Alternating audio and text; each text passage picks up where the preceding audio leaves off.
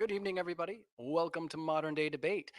Tonight, we're going to be debating, was the moon landing a hoax? And we have Mike and Marcus here to debate with us tonight, or debate on our stream tonight. So, welcome, Marcus. You have 10 minutes on the floor, and they're all yours. Thank you. I shall look at my watch to make sure I keep to the 10 minutes because I know that time is precious. We never get it back. So, hi, guys, all out there listening, all friends, subscribers, antagonists, people who don't agree with me. You're welcome. I look forward to your questions because my position, as far as the Apollo moon landings are concerned, forward.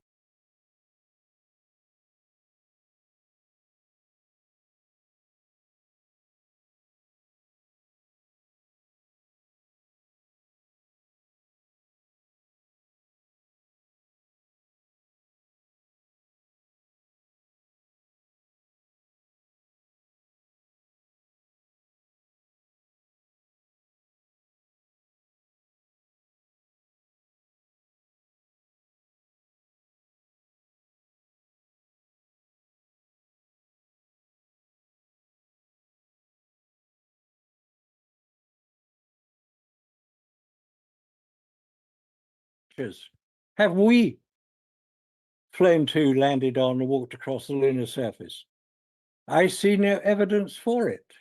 I'm sure you'll be able to persuade me that I should see evidence for it. Now, if you want to believe in Apollo and the moon landings, it's entirely your decision. I believe in three things: Father Christmas, the Tooth Fairy, and the Easter Bunny. For everything else, I want evidence. Hard, factual, incontrovertible evidence. That's what I want. For 25 years. No, more than that now, 30 years. I've been looking into this subject. And I want to find out what happened because you can tell I'm old enough to have been around when it first happened. Back in 1969, July the 20th, 1969, was when these alleged landings happened. And for 25 years, I believed it. I had no reason not to, as most people had no reason not to believe it. We watched it on television, didn't we? Television doesn't lie. Now, I've seen gorillas climb the Empire State Building on television. I've seen dinosaurs chase kids around Jurassic Park on television. I've seen Man on the Moon on television. Should I believe it? Well, it would appear that that would be a sensible thing to do. The majority of people do believe it. I happen to be not one of them.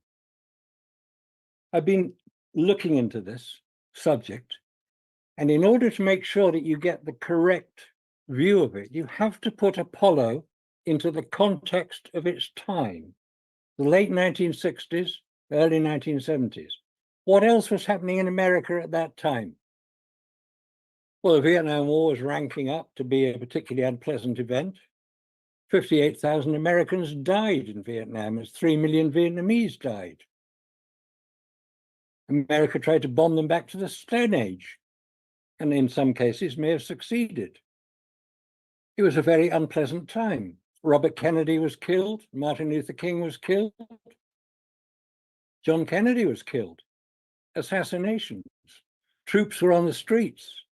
Kent State University, students were being shot with real bullets.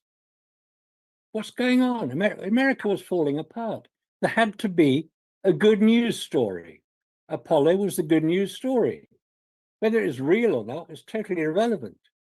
If people could be persuaded that it was real, that would be something to celebrate. And if it was real, it would be something to celebrate. But there are three problems with us delicate little humans getting into space. One of them is the heat generated by the sun on the spacecraft for 24 hours a day. Second problem is radiation, also from the sun and from deep space, galactic cosmic rays from deep space, solar particle events from the sun, solar flares. not conducive to human health. And the third and possibly the most important aspect of space travel for humans is the vacuum of space. The vacuum is that there's nothing there. Space has nothing in it. It's a vacuum. But a vacuum has several effects on photographic film specifically. No, people may not be familiar with photographic film. Here it is. This is a piece of photographic film, 35mm film this is. It's a plastic backing coated with emulsion, light sensitive emulsion. You can see the light sensitive part. Now, if you put photographic film into a vacuum, what happens? It outgasses. It's one of the results of a vacuum. The lighter elements in the emulsion, which started life as a liquid, outgas. The hydrogen, the helium, the oxygen, they outgas. In other words, they are forced out by the lack of pressure in a vacuum. So you've got that as a problem. So if that occurs, and we've done the tests on vacuum chambers to see if that is the case, take a photographic film similar to that used on Apollo. It's called S-star based, that's polyester, that's the plastic backing.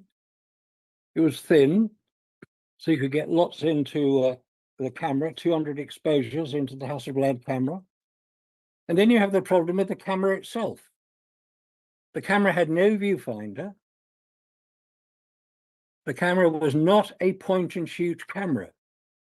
You had to operate the exposure manually, but you're wearing heavy duty gardening gloves to operate the camera. Would you operate a camera with heavy duty gardening gloves and get the result that we see? It's not a very sensible thing to use, heavy duty gardening gloves. But we see the 5,771 photographs taken allegedly on the lunar surface by the 12 named astronauts. So what's going on? Those photographs were all taken here on Earth under controlled conditions by professional photographers, most likely at Cannon Air Force Base, which was where in June 1968, President Lyndon Johnson, president at the time, was the host to several senior NASA personnel who were present to watch, in June 1968 this was, to watch the Apollo 11 landing being fabricated. There was also a fabrication done at what's called Hangar 1 in Menlo Park in San Francisco. And a lot of the post-production work would have been conducted at Lookout Mountain Laboratories in Laurel Canyon, north of Los Angeles, the US Air Force Film Laboratory. But 600,000 people, or 600 million people watched the Apollo moon landings live on television. I was one of them. I watched them live. And I believed them. And when I came to investigate it, I found that there were so many holes in the story that it gave a possible impression of a sieve. Now, if you've got all these problems with the alleged moon landings, how can we be sure that what we were told and what are still being told by NASA, the National Aeronautics and Space Administration, or as the New York Times dubbed them in 1969 when they were trying to get answers out of them, never a straight answer, or no astronauts sent anywhere, or numerous anomalies and scams abound, or any other strange stories you want to make. These are all still to be answered. And that is why I ask for hard, factual, incontrovertible evidence to demonstrate that the moon landing has happened. I haven't seen it yet. I have a book which answers many of these questions. It's 29 chapters and 246 references, all of which can be accessed online. There's a website, aulis.com, which has a great deal of this information from Russian scientists from all around the world, Russian filmmakers, people have examined the Apollo record, now they have access to it, and have come to the conclusion that it was a fabricated story. 20 seconds left. Okay. Now, I have read many of the books written about Apollo, Neil Armstrong's biography, Neil Armstrong's story. I also, fortunately, have the owner's workshop manual for Apollo 11, and even better, the workshop manual for Apollo 13. We can discuss Apollo 13 if you like, because that is a fascinating story, which very few people are even aware of. What happened to it, where it landed, who found it, when it was returned. All right. So we're at time there. So I will let you just put a little bow on your opening statement. But if you want to go down into some more examples after Mike's intro, that's fine. So if you want to put a little bow on what you've presented so far, I'll give you another like 10 to 15 there just to put a bow on it. Sure. Okay. That's fine. Thank you. Okay. All right. Excellent. Well, thank you so much, Marcus Allen, for coming to Modern Day Debate. And being patient to get on with the tech because we had a couple little hiccups there, but we're glad that everything worked out in the end. If you're hanging out in the live chat, hit the like button. Share this out in those spaces you like having these discussions. We are a neutral platform hosting debates on science, politics, religion. We do hope you feel welcome here at Modern Day Debate, and I will also say thank you, LJ, for already putting in a super chat. We are going to take questions from the audience at the end. So if you have a question, put it into a super chat. And with that, I'm going to hang up the old broom here. No more housekeeping for me. And you have up to 10 minutes on the floor there, Mike.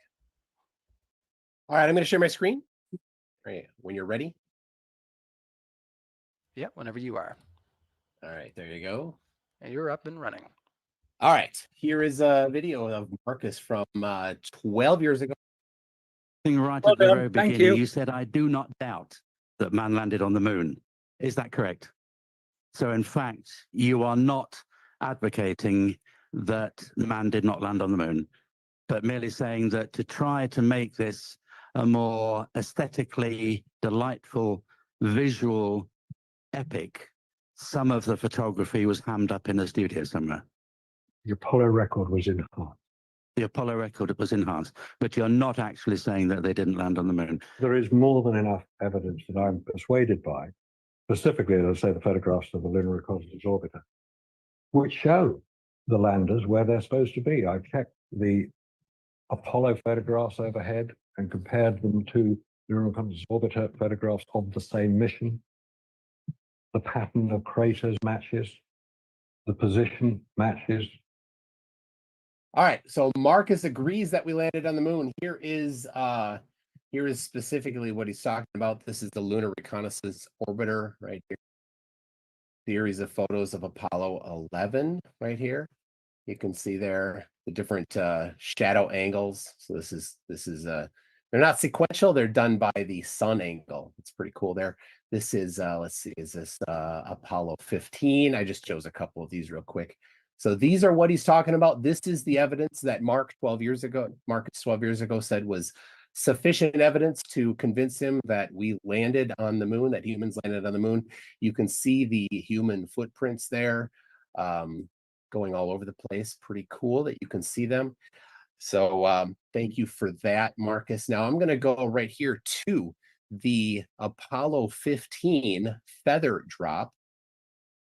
Feather and hammer, and I'll play this little bit here.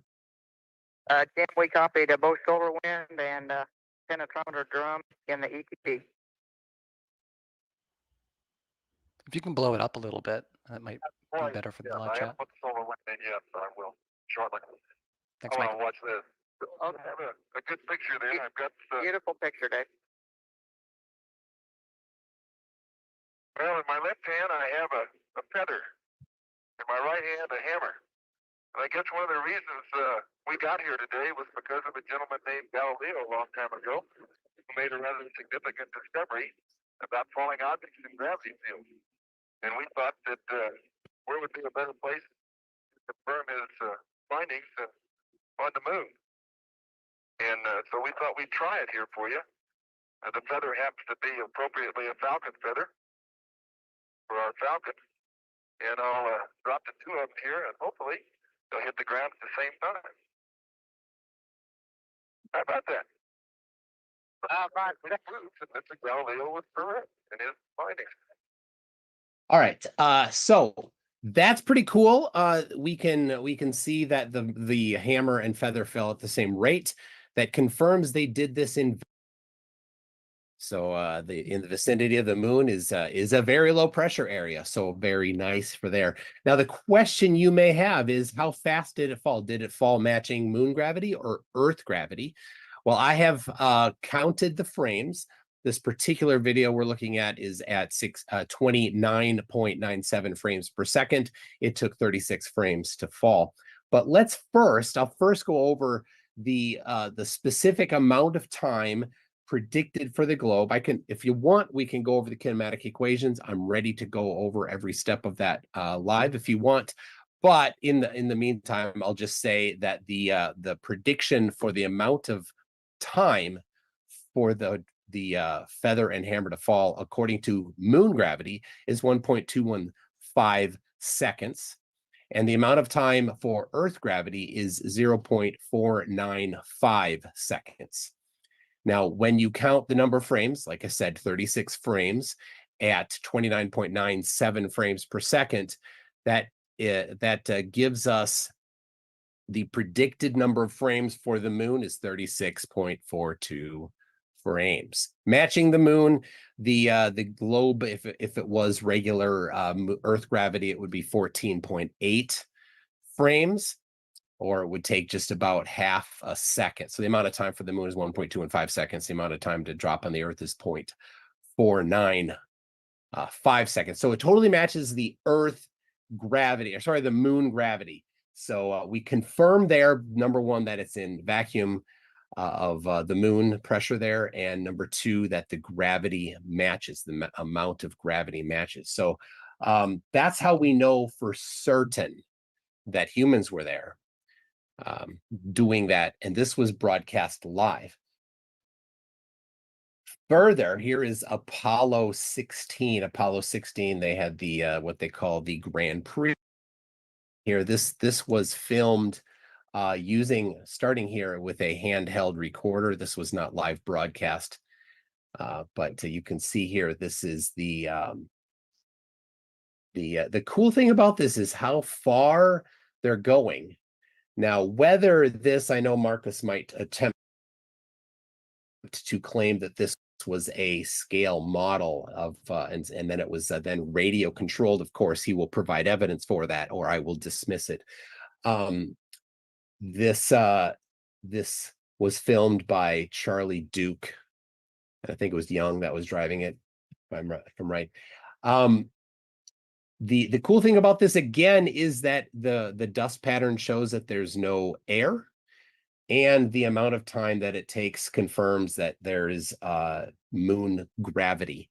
So this is a rather large area for, I'll pause it there because this isn't the important part. That's a rather large area to go over in some sort of a set, and how on this set in a vacuum, the entire set, because it's a larger area than any known vacuum chamber on Earth. So Marcus would need to provide the documentation for the building of this gigantic, the biggest vacuum chamber ever built. And further, he would have to somehow show how the gravity was made to be significantly lower than on Earth. So that'll be fun to go over that. So that's my presentation of evidence that the Earth, I'm gonna stop my share here, that humans were on the moon. The footprints by the Lunar Reconnaissance Orbiter that Marcus already said was acceptable to him as a proof that people were on the moon. The hammer and feather drop that matches moon gravity and was obviously done in a vacuum, and the buggy there that was done also obviously in moon gravity when you actually do the kinematics application of it. So thank you for that. That's all I've got. All right. Well, thank you so much, Mike and Marcus, for your introductory statements. We are going to move into an open discussion, everybody. So if you have questions for either of our speakers, get them in the old Q&A. And I will remind everybody once again that if you're listening on podcast right now, where all of our debates are uploaded within 24 hours, and our speakers are also tagged in those descriptions. So if you like what you're hearing, you can check them out. I will also let you know that if you want to ask these questions live, you've got to subscribe to the Modern Day Debate YouTube channel. That's where they're happening. That's where we're live.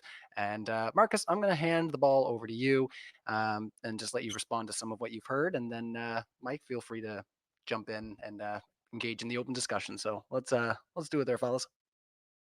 Okay.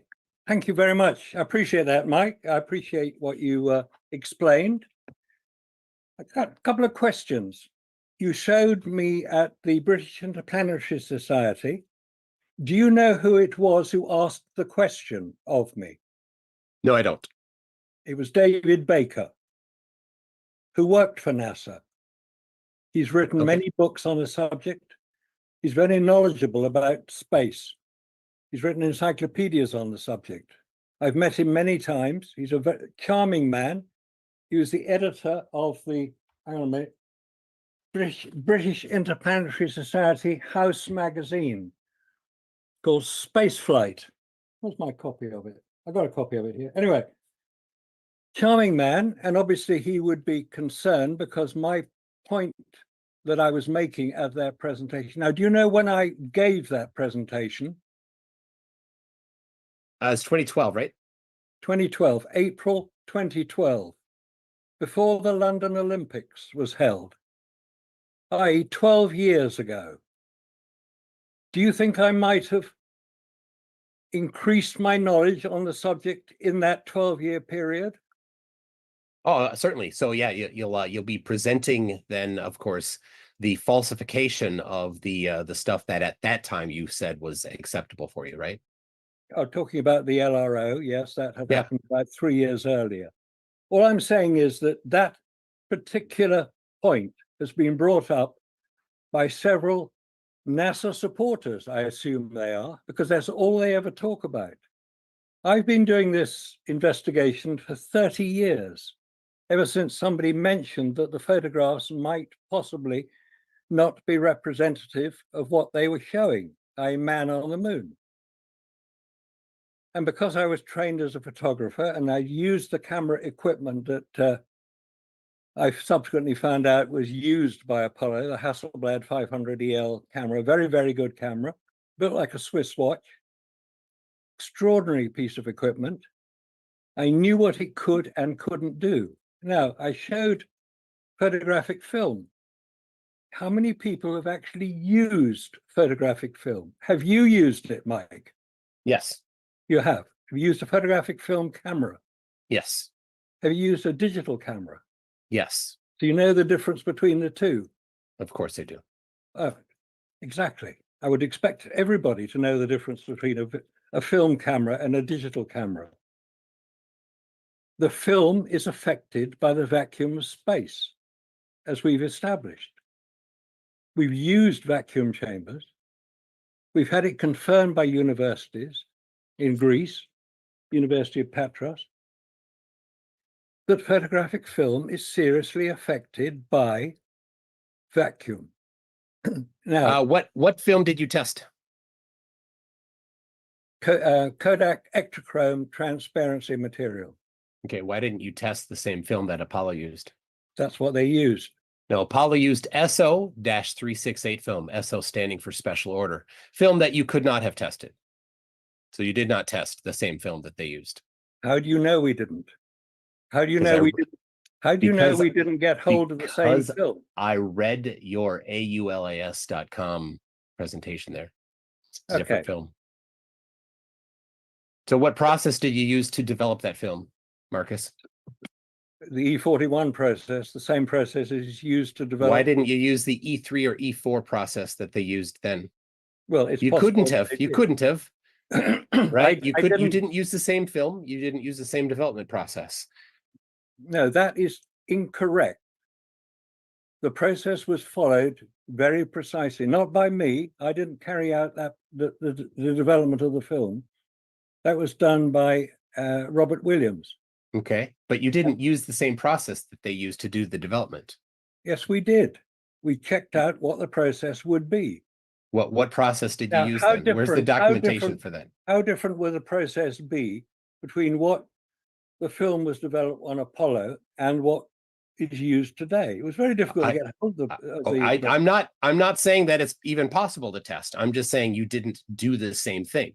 You didn't use the same film. Well, I read your page. You did not use the same film, and you did not use the same development process. How do you know that the film wasn't exactly the same film? It took a lot of time to find it. Because you did not order. It's not listed on your page there that you got SO-368 film. It's a special order. How did you get a special order film from Kodak that they special ordered in the 60s and didn't make in the 2000s when you did this test? How did you get that film? You didn't. Okay. I know you didn't. Of course you didn't. All right, if we did, I wouldn't expect that you would. But you know what I did? Hold on. I looked at your page. No, I'll answer this. I looked at your page. You took a photo and it was a successful photo. The only thing wrong was the color was off. Things that can be addressed with the color plates that they have at the beginning of each of their roles. All right, let's let Marcus have some space here to respond and get his ideas out. Right, it's all very well for you to claim that we didn't use precisely the same film that was allegedly used on the moon and precisely the same development process that Kodak would have used in 1969. But if that film was so great that Kodak developed the special order film that they developed in the 1960s, why has it never been on sale? It never has been on sale. Why would they have to make a special order film on sale? It's would there be any market for it? Not a whole lot of places are going to be taking photos in vacuums. Yeah, of course there would be a market for it if it could do it in a vacuum. Who is going to buy a film that you can take in a vacuum other than NASA? A lot of people will. Name one. Who? Okay. You're not going to be taking photos in a vacuum. Normal people don't get opportunities to take photos in vacuum, so there's no market opportunity for it. You're not a very good marketer, Marcus. Who has used film in a vacuum? NASA has. What? NASA has, of course.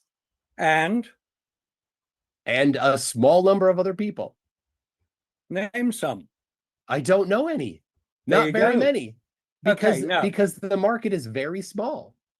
Tell me the two spacecraft that used photographic film in space, in orbit around the moon and orbit around Earth. It's irrelevant, Marcus. It's not irrelevant. Here's the point. The point is you claimed to have tested the film, but you don't have the film. You didn't test the same film. So you're deflecting. You're trying to get off the topic where I completely exposed that you didn't do an appropriate test. You didn't have a good control because it's not the same film.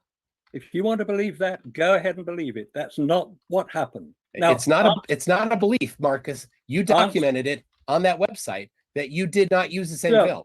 Michael, listen. I'm asking a question. Name me the two spacecraft that used photographic. It's completely irrelevant, Marcus. It's irrelevant to whether or not your test that you just said that you did was an appropriate test. That's the topic, and you're avoiding the topic. No, I'm asking a deliberate question about photographic film in a vacuum. I know you are, but it is irrelevant. Your claim is that photographic film doesn't work in a vacuum, but your website shows that it does, in fact. Okay. I'm looking right now at the photographs. Can I share the screen here? Sure. I was going to say it might be a good idea to move into some other territory as well, because I know there's other ideas. But let's focus. I'm happy to move along, but I think this is fine to show here. So here's your page, right? And on your page here, you don't say that you got the same film. You said that you got different film. That's fine. So it's a similar process that you used. You put it in a vacuum chamber for how long? Longer than they did in the missions, which is fine. Then you heated it up hotter than they got during the missions, which is fine. And then you took pictures with it successfully. Awesome. You proved that the photographs work when you put a different film in a vacuum. Awesome. Thanks, Marcus. You proved that it works right here. We're all looking at the color balance. The color balance is shot to pieces. Of course it is. And you know what you can do? You could have not heated it up as much and got it to a more appropriate temperature. And you could have also chosen to have it in a different amount of vacuum time, but you didn't do that. That's fine. You did it in more extreme circumstances. So you proved that it's possible for it to work. But I want to show the incredible dishonesty here. This one here, right on the left side there, is the film that was in the vacuum, right? And on the right is the film that was not in the vacuum, your control film. And you're like, oh, look, the one on the left, you say here, quote, changes to the film strips are visually apparent here in the vacuum exposed film on the left. The film has lost its sheen and has shifted to a brownish hue. The control film strip is on the right.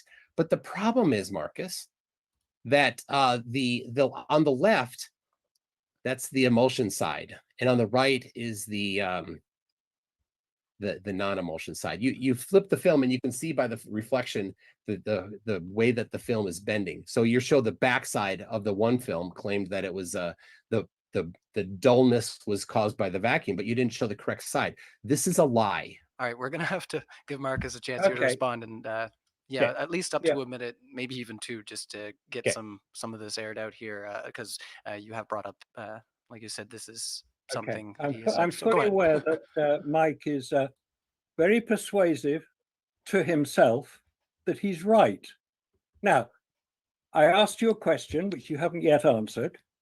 Which are the two spacecraft which flew in Earth orbit and in lunar orbit carrying photographic film? No, irrelevant.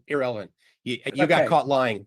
It's not. You're running away from that now. It is not irrelevant. This is photographic film, if anybody wants to see it. The two spacecraft are the Hexagon spy satellite. That's the KH-9. It was flown in, I think it was 18 missions from 1969 through to 1985. It was a very successful spy satellite. It was to replace the U-2 spy plane, which had been shot down over Russia, and Gary Powers was put on trial and all the rest of it. So President Eisenhower at the time said, no, we're not going to overfly Russia. But they could do it with spacecraft. And one of the spacecraft, the most successful one initially, was the Hexagon satellite. It's the size of a school bus, and it used photographic film.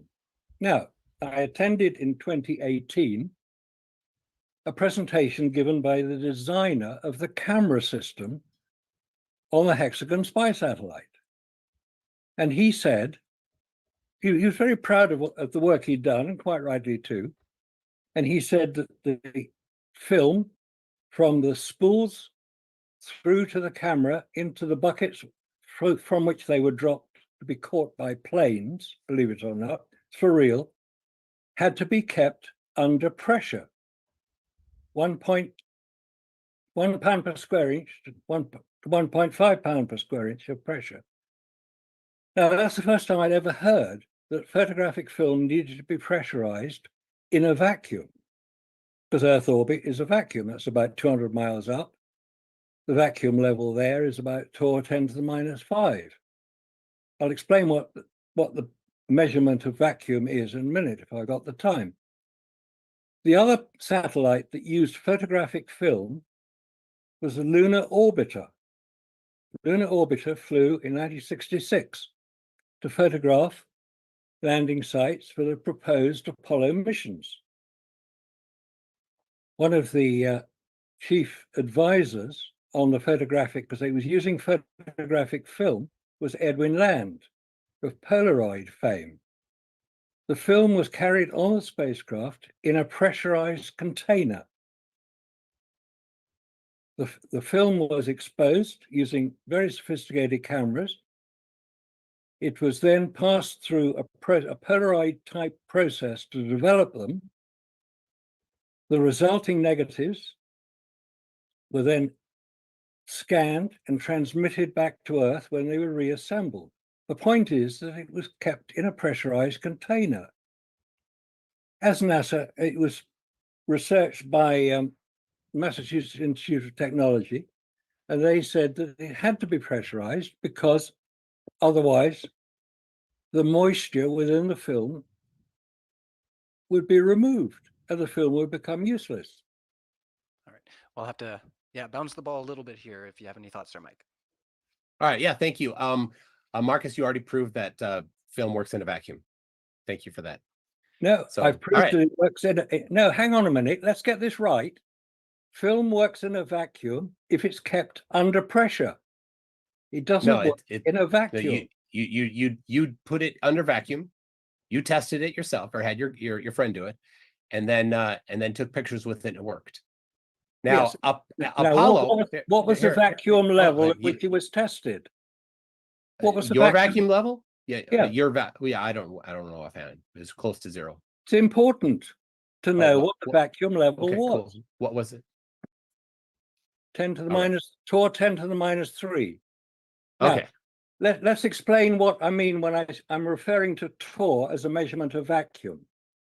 Torr is it's named after Evangelista Torricelli, who was an Italian scientist in the 17th century who developed some of the early barometers, which measures pressure.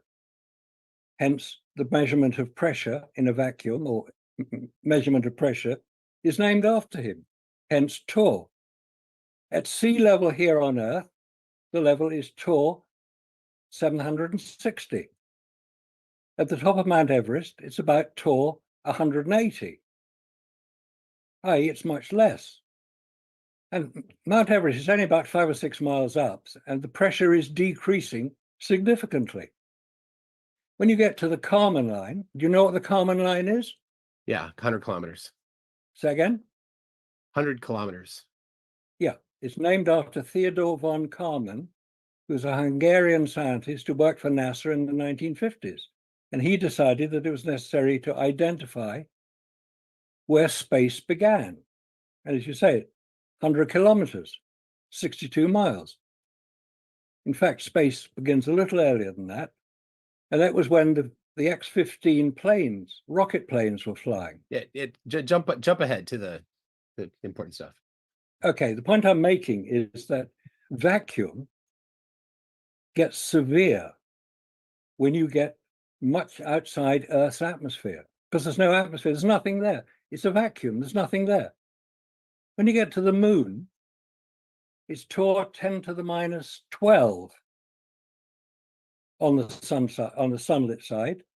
On the far side, where it's dark, occasionally, torr 10 to the minus 11, i.e. it's harder vacuum than we can produce here on Earth. And just for reference, could you explain to the audience what percentage difference is it between the moon and in orbit? All right, let's say orbit, the Kármán line, 10 to the minus 3. That's all right. And what's the percentage difference? Thousands of percent different. No, it's not. If you've got 3 noughts, oh dear, that's 1,000. You do math like a flat earther. Say again? You do math like a flat earther does.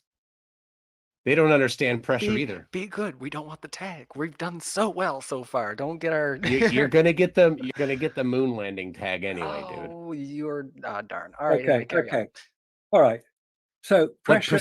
What percentage difference is it? Thousands of percent. It's it's not. It's the difference between 1,000th, which is torr 10 to the minus 3. Yeah. Yep. Got it. And about 1 trillion torr 10 to the minus 12. No, that's not. That's the percentage is less than 1%. In fact. Oh, come on. What do you mean 1%? It's significantly less than 1% difference. You don't get that. Wow. In 30 years, you never figured out the difference in that, Marcus? The percentage difference. from 0.0001 to 0.000000000000001 is less than 1%, less than 10%. It's a less than 1/1000th of a % difference. That's the thing. You might say that. I don't happen to go along with what you. I don't care one bit if you deny how pressure works. It just makes you look a bit silly. It doesn't. And that's fine. I don't mind you looking silly. That's kind of what I do. I shine a spotlight on people that are without getting into a meta like discussion. that, so. Let's try to move into some new territory if we feel like we've hammered this. Personal attacks. Personal attacks are out of order. Stop doing it at once. Cool. Got it. Do not make personal attacks. Got it is quite unnecessary. Yeah. Hey, if you can't handle math, if you can't handle pressure, it's on you. It I'm going to call it out. Demeans your position. Stop it at once. Behave yourself. All right, let's try to push into some new territory. We've got all kinds of things that we brought up in the intros, so let's just try to focus on the subject. All right, hammer and feather fell. Bloody hell. Do you really think that they couldn't work that one out? Chop, chop, buddy. No, evidence. Come on. No, come evidence. On. Okay, a bit of lead in the feather. It's been done here on Earth. Plenty of people have done it. It's called. How long did it take to fall? Called special effects. Special effects, really? Prove it. Okay. Have you watched the film Make Believe Smoke and Mirrors? But I don't care. Prove it. This isn't question and answer time. This is evidence production time. Produce your evidence. I'm producing it. Have you watched go ahead. The film? You don't need to ask me questions to get your evidence out there. Go ahead. Present your evidence. Okay. All right, let's just push forward. There is a film available to watch if you choose to do so called Make Believe Smoke and Mirrors. Now, that is a very clever play on words because that is what special effects are. Make believe. And many people say that special effects are smoke and mirrors. It's a long film and it explains how a great deal of the, shall we say, moon landings, the films of them, there are 80 hours of film produced of the moon landings, how it was done. It's explained by an anonymous contributor, but I suspect he was Douglas Trumbull, the special effects director on 2001, or possibly John Dykstra, special effects director on Star Wars. I don't know who it was. It's somebody who knows precisely what special effects are about. Periscope cameras, small models, projection. It's very easy to do it if you have the skill that these men would have had. And Douglas Trumbull certainly had the skill. If you've seen the film 2001: A Space Odyssey, you'll know how persuasive it was, the effects that he was producing. Same with Star Wars. It was using what's called, it's a well-known photographic technique. It's called an optical printer. It does for film what a photocopier does for paper. It reproduces it in whatever size you want. The Apollo films were filmed in different size film from 16 millimeter, 35 millimeter, 70 millimeter. These can all be filmed at high speed, and then you can reduce the speed to get what would appear slow motion, which is what we see on the moon. Quite why it's slow motion, nobody ever explains. Because the moon has, as you've explained on the film that you claim to have seen every frame of, 1.6 meters per second of gravity compared to 9.8 meters per second on Earth. Filmmakers know this. Filmmakers can produce the difference between the two.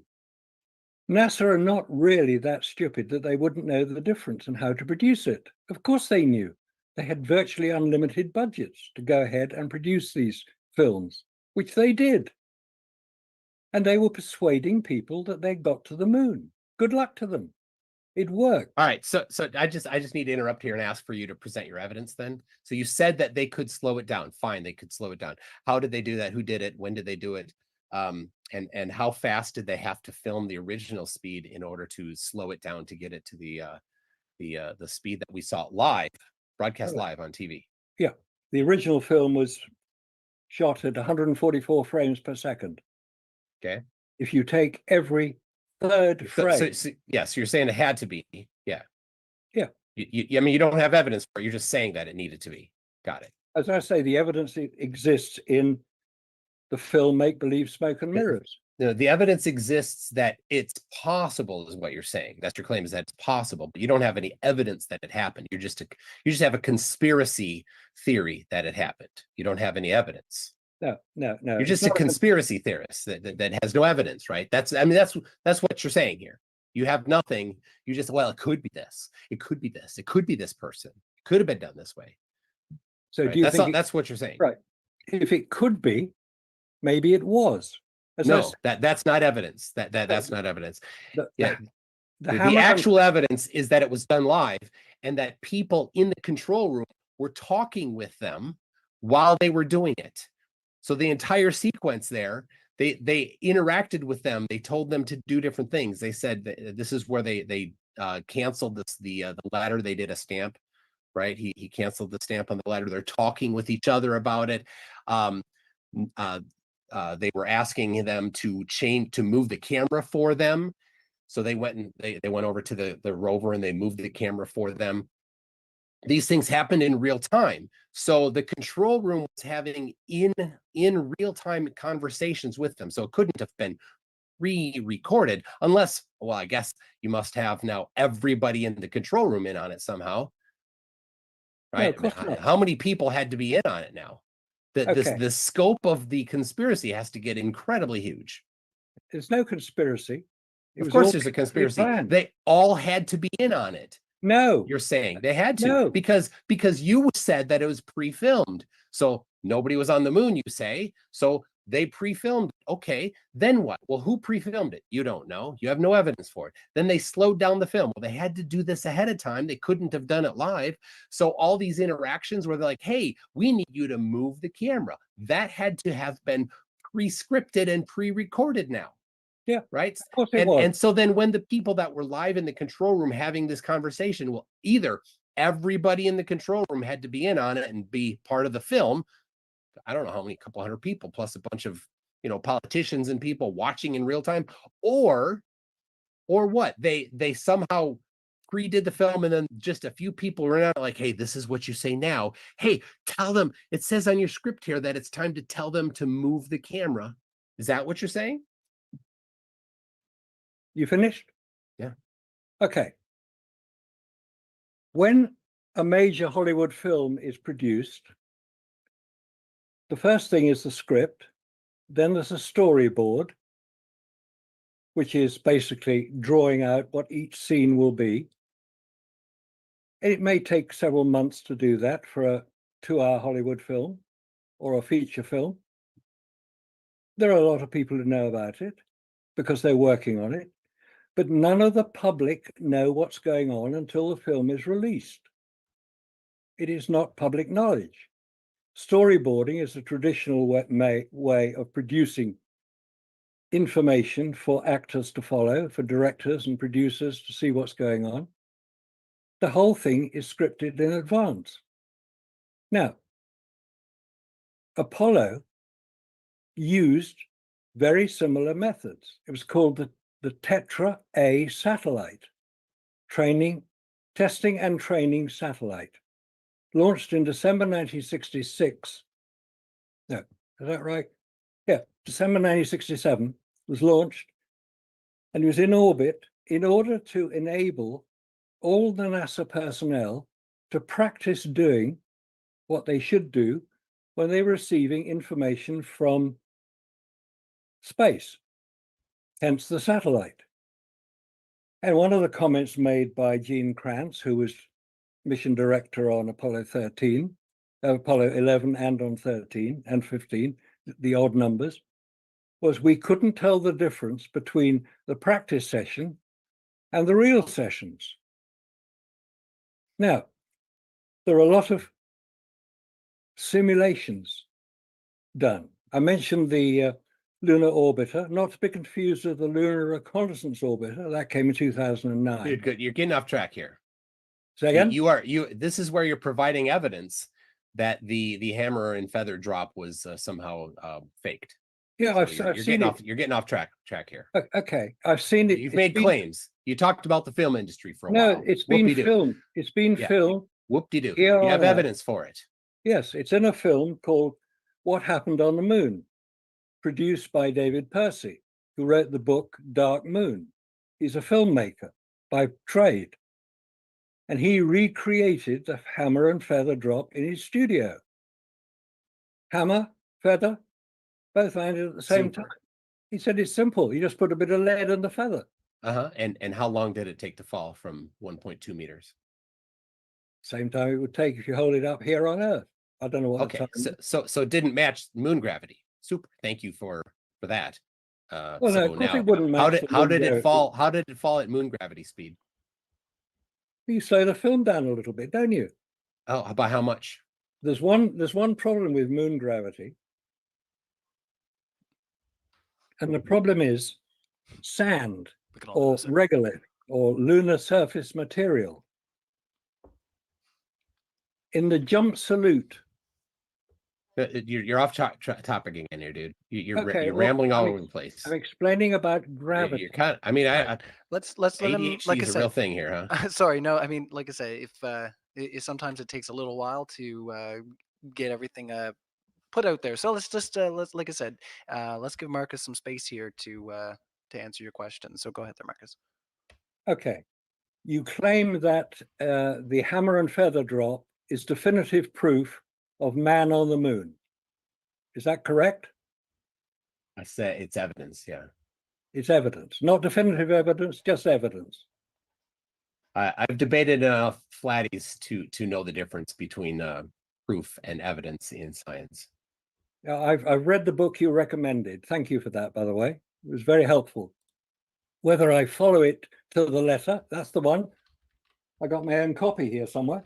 Awesome. Oh yeah. I bought Page it. 22. Page I've 22. read it. I've studied it. I thought, Okay. this man knows what he's doing. I must be able to match it. Whether I can or not, of course, is completely up to you to decide. But I don't claim to know everything. I just claim to know that man has not landed on the moon for the reasons I've said. The vacuum problems, the heat problems, and the radiation problems. Those are the problems which have yet to be overcome. We keep hearing about the new program, the Artemis program, which has taken 20 years from when President Bush announced it in 2000. Oh my gosh, you stay on topic, dude. Yeah, it may be off topic, but it provides the audience who are not as, shall we say, consumed with this subject as maybe I am, maybe you are, maybe Ryan is fully aware of many of them. Well, before we get Just into like a put- meta discussion, I do want to just try to launch you right back into what you were explaining. Okay. Good for you, Ryan. Thank you. Go ahead there, Marcus. Oh, I did give you the floor there, Marcus, if you wanted to continue before. Yeah, well, just to go back to the points that Michael was making originally, he introduced my presentation of the British Interplanetary Society as being definitive evidence, apparently, that I didn't know what I was talking about, or that I was No, lying. I presented that as evidence that you, at one time, agreed that humans had walked on the moon, and you had referenced evidence, which is really good evidence, photographic evidence of human activity on the surface of the moon. Yeah. Okay, no, I did ask you the question, who was the person who asked me the original question at that meeting? Irrelevant. Yeah, it's irrelevant. Well, you can decide it is irrelevant. I claim that it's necessary to know the answer. You may say it's irrelevant because I happen to have answered your question fairly. Okay, well then jump ahead to the answer part of it instead of Please rambling don't around. interrupt me when I'm speaking. Let's just, yeah. It's We'll let you explain it is rather rude to do so. And given that we're on Zoom here, it is confusing for our audience when you interrupt. When I stop speaking, then you speak. When you stop speaking, I speak. And Ryan makes sure that we obey the rules. I'm doing my best. And I will say, for context, I don't mean to cut you off myself as well, Marcus. I did put a poll in the live chat. So just to give you guys context of our audience this evening, was the moon landing a hoax? So far, 40% have voted yes, 53% have voted no, and 7% have voted for the troll part of the poll, which is, you believe in the moon? Question mark. All right. So without getting us Okay. too off topic and just trying to reset the tone a little bit, Sure. let's carry on. It's just to go up on that. It's interesting you say that 40% that people are interested in the subject. 40%, was it 40% or slightly higher? 40%. 40. Yep. 41 now. Think that there are questions to be answered. Let's put it that way. And that maybe a majority think the reverse. But that is considerably higher than some of the polls conducted by 20 years ago, when it was about 6%. So maybe we're getting a little advanced. We're producing the evidence, we're producing some questions. And that famous quote from the splendid scientist Richard Feynman, he said, "I prefer questions that cannot be answered to answers that cannot be questioned." Now, he was the man who identified and reported on the problem on a Challenger shuttle accident, where the O-rings between the solid fuel booster was frozen and they didn't work. And his comment on that, and I can find it, is quite revealing, I thought. Okay. So let's, if you want to put a bow on it, and then we'll hand it back to Mike. Here we go. For a successful technology, reality must take precedence over public relations, for nature cannot be fooled. I don't think anybody would disagree with that. All right. Nature has its own way of dealing with us. All right, let's hand the ball back to Mike for a bit here, and Yep. let Mike respond to some of what you're hearing there.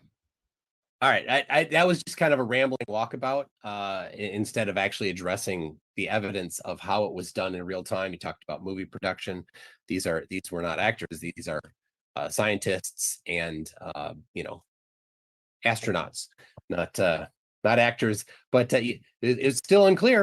And all you did is make some conjecture about how maybe it could have been this, maybe it could have been this. And then you said it could have been done in slow motion. So let me show you. I have a presentation here to share if I can. Yep. Ryan. Just let me know when you're ready, and I'll. So yeah, give me a second here. So some people just love throwing up screen shares, and they don't tell me anything, and then all the audience gets is a bunch of blocks. I try to be nice. All right, here you go. Here is so this was it was somewhere around an uncut sequence of if this interaction, just this section. There's more of it to this, but it's somewhere around 12 minutes. So this is the part. Turn the volume down here. So this is sped up to the speed that you claimed, Marcus. You claimed that this is how much they had to speed it up. So this would be the speed that it was recorded, according to you, Marcus. This is, I did the math on this. It would have had to be 2.5 times faster. So you said it was somehow some special effect to do it. That's fine. But this is how fast it would have had to been done. You see how fast he's moving there? You see how fast this camera is moving? Camera moving isn't a big deal, but it's how fast these people are, right? And to then somehow, while moving this quickly, look how fast they're moving.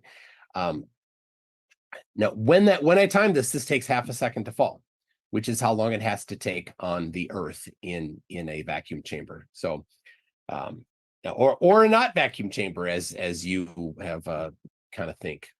So here you go. There you go. Now watch him move around here. This is you claiming this is how fast they recorded it. Now I'm going to turn up the microphone here. So this is what you're hearing is how fast it would have had to happen if they recorded in real time the audio. But of course they couldn't have. They couldn't have recorded the audio in real time. That would have had to been done separately. And of course, as I mentioned earlier, they interacted with the control room. So here in a second, he's going to move the camera. I might have already gone past that part. So look how quick this is your claim. This is how fast they moved in reality in order for this to happen. There you go. He's moving the camera here. Look how he's up there, feet up. Amazing. Amazing he can do that in regular Earth gravity that quickly. I don't know how that could happen, but I don't have the faith for that, Marcus. Okay. All right. If you're filming it originally Thanks for the at, heads let's up. say, 144 frames per second, which is perfectly possible, Oh, yeah. and you then remove 2 out of 3 of those frames, so it becomes much slower, and you have now sped up the slowed down version, of course it'll look stupid. Of course it will. You're not comparing like to like. You're comparing apples to footballs. It doesn't work. And of course, if you then add on the voice, which was recorded quite separately, it'll sound very, very stupid. It'll sound like sort of Kermit the Frog almost. So these things don't work the way you've shown them. Yeah, I didn't claim the audio. I said the audio had to be done separate. Yeah, it was. But the point is that they needed to move that fast. It's not the interpolation of the frames that's missing. Of course, that's missing. And there's ways to do more interpolation these days. It doesn't matter though, because that's how fast they had to move. That's what you're claiming. This was normal recording speed. I'm not claiming that. Yeah, it has to be. You said that they did it by removing 1 of every 3 frames or 2 of every 3 frames. Well, that's what I did. I showed the opposite of that and moving it the other direction. So that's how fast they would have had to move. I think we'd need to consult with a filmmaker who understands the actual procedure involved with using what? films that are produced on an optical printer. It has nothing to do. It's not that big of a deal. You just remove, like you said, you remove 2 of every 3 frames. No big deal. You can claim that. You can claim that. It's not hard to do. I did this in video editing software. Perfectly correct by saying it. And I'm saying that's not what happened. It's not what happened. It's not the way. Oh, it's not. It's not what happened. Well, what happened then? Do you change your story now? How did it happen then? You take out 1 of every 3 frames? I'm not take out 1 of every 4 frames? How did it happen? Let's let Marcus answer there. All I would suggest, thank you, Ryan. All I would suggest is that you watch the original film of how they did it. It's that simple. Of how it was claimed they did it. What was it called again? I'll write it down. It's called Make Believe, Smoke and Mirrors. And you'll find a very good version of it. It's no longer available on YouTube. Posted there about 10 years ago. And around 5 years ago, it was removed, as were several of my presentations at the time of the 50th anniversary of Apollo 11. Because NASA didn't want people to be seeing some of the questionable aspects. I mean, that's my theory. I don't know. But my talk, which had nearly 700,000 views in 6 months, suddenly vanished. I wonder why. How long is that film? What? Make Believe, Smoke and Mirrors? Yeah. 2 hours, 44 minutes. Okay. I found one that's 8.5 minutes. It's on the Apollo Detective site. But seeing as you don't like the Apollo Detective site, maybe you shouldn't go there. But it's there? Yeah, it's there. You said it wasn't on YouTube anymore. No, you said it was on a website. Just to be fair. It's on the Apollo Detective site. Okay, so you have it. Awesome. It's also on AULIS, AULIS.com, under the section films. It just sounded like it wasn't available anymore. All right. For a long time, it wasn't available. Okay, but now you said in that video it took regular Earth gravity time to fall. So it still doesn't match the moon gravity time. It's not necessarily whether it's Earth gravity or lunar gravity. Of course, NASA know that moon gravity is different from Earth gravity. Sounds like this guy didn't. If you can film a hammer and feather both dropping at the same time, hitting the ground at the same time, whether it's an Earth gravity or lunar gravity, it doesn't make any difference. It makes a huge difference. It takes a different amount of time, and you can't force it to take a different amount of time. Michael, you're being very pedantic. I'm sorry to say. It's not pedantic to use a kinematics equation to just measure how long something takes. It's not pedantic. This is high school physics. I say you're being rather pedantic, but never mind. You know, I shouldn't get personal. I'm sorry about that. Ryan, will you slap me on the wrist, please? Because I've been a bit pedantic. Oh, you bad debater, you. Honestly, no, you guys have been Okay. great. We have lots of questions already Come pouring on. in. So if you do have questions in the live chat, let us know. And also hit the like button. Let's boost this up in the algorithm.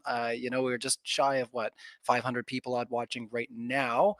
So if you're hanging out in the Modern Day Debate live chat, hit the Hi, like guys. button and also participate in the poll and let us know what you think. So let's carry on. Let's see if we can push into some of the things we may All not have right, gotten to discuss. go ahead, Marcus. Because you had some other Right. things at the end of your your topic. presentation I don't think we got to. So yeah, if you want to go ahead there, Marcus. I think there were some things I had to cut you off, and I do Sure. apologize. Okay. No, this is a very, very big subject, Apollo. It's very hard to cover the whole thing in even 2-3 hours. I mean, I've been interviewed for over 6 hours on the subject, and there's still more to talk about. It's not an easy subject to get a grip on, which is why a lot of people just accept what they're told, which is fair enough. I mean, we don't all have time to spend time reading books or even writing books. I'm going to say this book here, there's 246 references in it, all available online if you want to see them. The subjects we cover, things like, how could 400,000 people keep a secret? What a stupid question. Of course they couldn't. They didn't know anything. They didn't have any reason to keep a secret.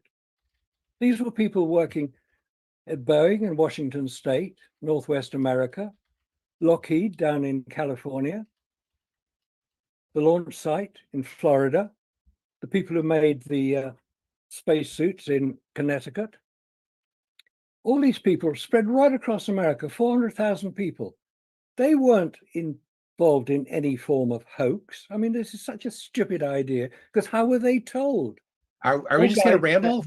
Dude, this is your chance to bring up evidence. Come on. No, I'm bringing up the evidence. No, you're rambling.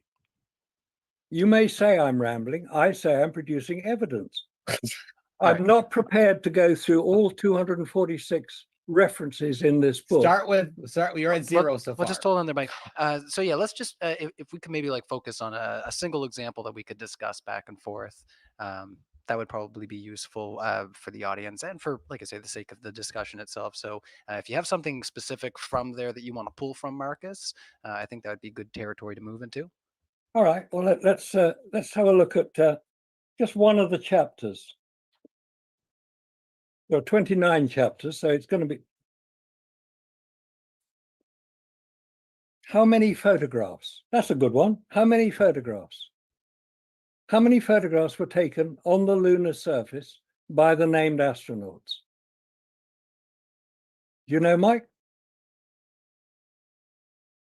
Your chance for evidence. Go ahead. I'm asking you, do you know the answer to that question? I'm giving you a chance to present your evidence. Proceed. Proceed. Bring forth the evidence. Thank you, Mike. I assume from that you don't actually know the answer to how many photographs were taken by the named astronauts on the lunar surface. The answer is 5,771. It's very easy to calculate. Bring forth the evidence. I have. I just produced the evidence of the number of photographs taken on the lunar surface. Oh my gosh. It's on the NASA website. Go and look at it. There are 5, to my knowledge, there are 4 websites which carry every single photograph taken on the lunar surface. You're being stupid now, Mike. Stop it. I'm waiting for you to stop rambling and get to a point. Come on, chop. Those are very Am I silly rambling, glasses. But, Ryan? Ryan, am I rambling? Well, if there's, like he I said, can't answer that question honestly. It's not about this. Hold on, Mike. It's not about that, but I think Mike is hoping, and like I said, it would be good if we could move into something that we can bounce back and forth. So if we want to pull, like I say, a specific example that showcases how the moon landing is a hoax, and then, like I say, within like a minute, try to pass the ball so that we can have some back and forth. I think that would be useful. But like I say, I'm not here to tell anybody how their debate tactics should unfold. It is up to the audience to decide. So I'll give you the ball back there, Marcus, and with that in context, and let's see if we can get into some back and forth here. It seems that every time I produce some information, let's call it that, and I can't show chapter and verse of where that information comes from, I'm either a liar or I don't know what I'm talking about. That is incorrect.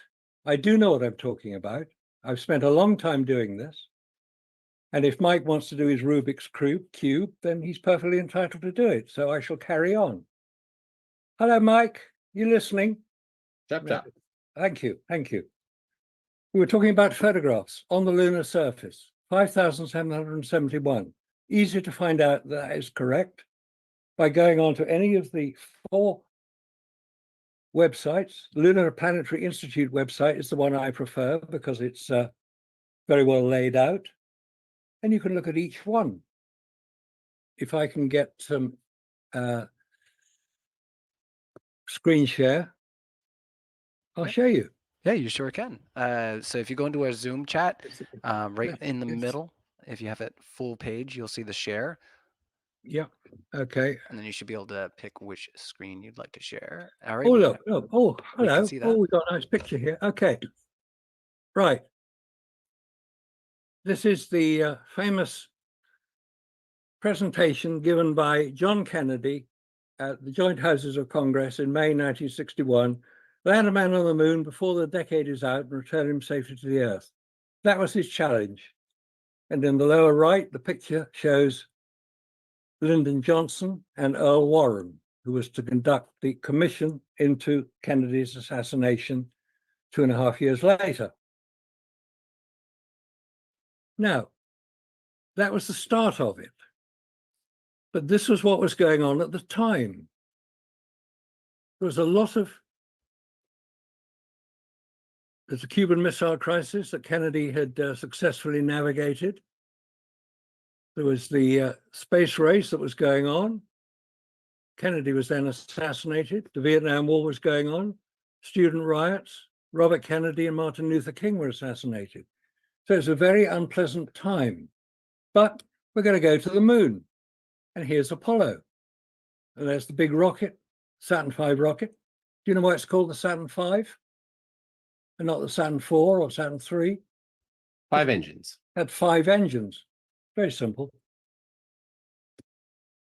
This was the camera that was used, the Hasselblad camera. Brilliant camera. There's Neil Armstrong with it on his chest. That's the one middle picture here, so you can go into the shop and buy today if you've got enough money. And there's Alan Shepard. So the camera was on the chest, okay? That would imply that it would be below eye level. And here is a picture I took, camera at eye level, here, top picture on the right, and at chest level. And this shows an exaggerated version of the horizon behind the subject. This is the camera, no viewfinder. These are the artificial structures that were made following some of the photography on the moon so that sets could be built. This is the tracking for a camera to approach what is the lunar surface here, which was then projected outside the simulators to show an astronaut what it would be like as he approached the lunar surface. Sensible thing to do. It's quite detailed. They were using the lunar orbiter photographs to create them. Just before you move on there, if you wanted to, you can leave the screen share up and we can keep moving through this. I think this is maybe useful. If you want to make any commentary though on anything here, Mike, and then we can carry into some of the other slides. I'll wait till the evidence comes forth. All right, carry on there, Marcus. Okay. Here's the practice. The lunar module here being lowered to the surface. This is at Langley, Virginia. Large thing, 600 feet long, 200 foot high. It's quite a piece of kit. And between takeoff or launch at Florida and landing here near the near Hawaii in the Pacific, the only source of information we have is NASA. If you choose to believe everything NASA tells you, then you'll agree that the man has landed on the moon. And in many cases, it is persuasive. But you have to then look at some of the things here. Now, here's a picture of Neil Armstrong, Buzz Aldrin. Obviously, they're not on the moon because the photograph is being taken through the window. But this is important here. Look at the control panel of the lander. Below this control panel is the doorway through which they exited to go onto the lunar surface. But there's a problem. This control panel probably comes out about a foot from the door is directly underneath this part of the control panel. They come out here.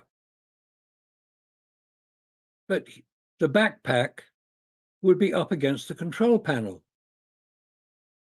It makes no sense that they can come out of a craft that has quite a wide control panel. The doorway is directly underneath here. So how could they do that? Now, there's a series of photographs here taken by Neil Armstrong of Buzz Aldrin exiting the lander. Just right quick, just for the sake of our audience, and like I said, we got almost 500 people watching over here at Modern Day Debate. We appreciate that. Just if you could explain to our audience right quick how the example you just made would prove that the moon landing is a hoax, just so that they understand the context that you're putting in there, okay? Okay. I need a different mug. What I'm saying here is that this is a picture of Buzz Aldrin in the doorway of the lander, the Eagle, it's called. That's his name. And he's kneeling on the floor and he has to come out through this 32-inch square doorway. But he's standing almost, or he's kneeling against the door frame. But above him, as we saw in the previous picture, is quite a large panel, a control panel, which would not allow him to do that. There's also another problem. I don't know if you've ever tried changing clothes inside a car, but the average car is about the same cubic capacity as this lander, 160 cubic feet. That is the amount of space that the astronauts had, but they had to get out of their... I've done other things in a car. Into their spacesuit. Mike, you jumped in for that. Yeah, cars can be quite fun, but they had to get into their spacesuits. They had to make sure that they were totally fitted accurately, because any leaks, they'd be dead, but they weren't. Anyway, to carry on, there's a series of photographs. This is the first one. Here's the second one. Aldrin a little bit further out of the lander. Neil Armstrong is taking the photographs. He gets bored watching him, so he takes a photograph of the rubbish bag underneath the craft and the leg of the lander, presumably to make sure it's not damaged. Oh, Aldrin's a bit further down. This, to my mind, is one of the most ridiculous photographs I've ever seen. If this is the lunar surface here, it is not overexposed. Buzz Aldrin, at the top step of the ladder, is very well illuminated, as is the porch. But this side of the lander is in shadow. The sun is on the right-hand side of the picture. This is Buzz Aldrin, well framed, but his foot is not even touching the top rung. And his left foot is stuck out at a ridiculously stupid angle, which is not filmed on the TV camera, which is situated just to the right, to the left of the craft here, filming the ladder. You don't see Buzz Aldrin putting his foot out. Comes a bit further down, still very well illuminated. Again, further down. He's now standing in the footpad of the lander, and you can see the shadow in which he's standing. Where did the light come from that is illuminating him very clearly? Oh, it's the reflective surface of the moon, I hear you say. No, you don't. No, I'm being rhetorical. You didn't hear me. You didn't hear me say that. Well, No, I if you didn't did hear have that. some commentary, Mike, it's been a little, it's been a hot minute. So if you had Oh, yeah. if you had some things that you'd like to, like I say in regards to the presentation here, we can keep going Yeah. through. That's no problem. You can leave your Oh, screen yeah, share yeah. up. But yeah, Mike, let's hear from you. I Yeah. think. So this is a go great picture here. Looking at the angle, the shadow. The sun was shining on the suit there of while taking the picture, and the reflection of the white suit is a secondary light. It's just a fill light, pretty common. So if you choose to believe that, that's entirely your business. I claim. Yep. Yeah, it's pretty normal for people doing photography to use a white surface to reflect sunlight. It's exactly what you're seeing there. Yeah. As a photographer, I know that. Super. Then why would you be so confused by this? This isn't confusing. It's percentages. What is Oh, the yeah. reflectivity? Let's go through the math. Let's go through the math. Okay, what's the reflectivity of the lunar surface? Doesn't matter. It's the suit. Okay, what's the reflectivity of the suit? I don't know. That's your problem. You asked the question. No, You must no, know you asked the question. Let's back up here a little bit. You are the one that asked me that question. Okay. It's your position, right? The reflectivity of the suit is estimated between 80 and 90%. Super. Okay. What area is the suit? Presumably the suit that Armstrong is wearing. Well, he's 3/4 illuminated by the sun right here. Yeah. But the amount of area that his suit would cover, it's about, he's 6 foot high, let's say he's 2 foot wide, it's 12 square feet. No, it's probably less than that because the suit doesn't cover his whole body. You're talking a suit similar size to the reflection that we're shown here would produce that amount of light, and I say it wouldn't. Now, NVIDIA. Okay, we'll see the math.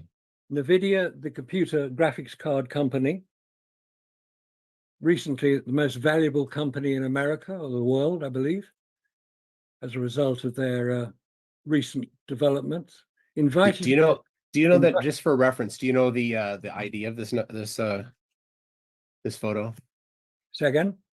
Do you know the unique identifier for this photo? I'll give you that. Here we go. Unique identifier is AS11 405869. Okay. All right. Sorry to interrupt. Just keep going. Got it. These are the 8 photographs. They were taken in 3 minutes, according to the Apollo Lunar Surface Journal, which is not excessive. It's quite easy to take 8 photographs in 3 minutes. But it does require a change of aperture for this photograph and for this one, change of focus to come back here, using a camera which has no viewfinder, and you're wearing heavy duty. Why did they have to change focus? There's only 3 focus settings. What do you mean there's only 3 focus settings? Near, mid, far. There's only 3 focus settings. No, there isn't. Yeah. There's it focuses between infinity and I think the closest focus on the 60 millimeter. Yeah, there are 3 presets, dude. Marcus, you don't know there are 3 presets? Say again? Near, mid, far. Near, mid, far. There are 3 presets on this. So all three of these look to be about the same distance. So it's probably all the same focus. Where's the evidence for that? And my guess, I think, is right on the top of the camera, actually. And I think that there's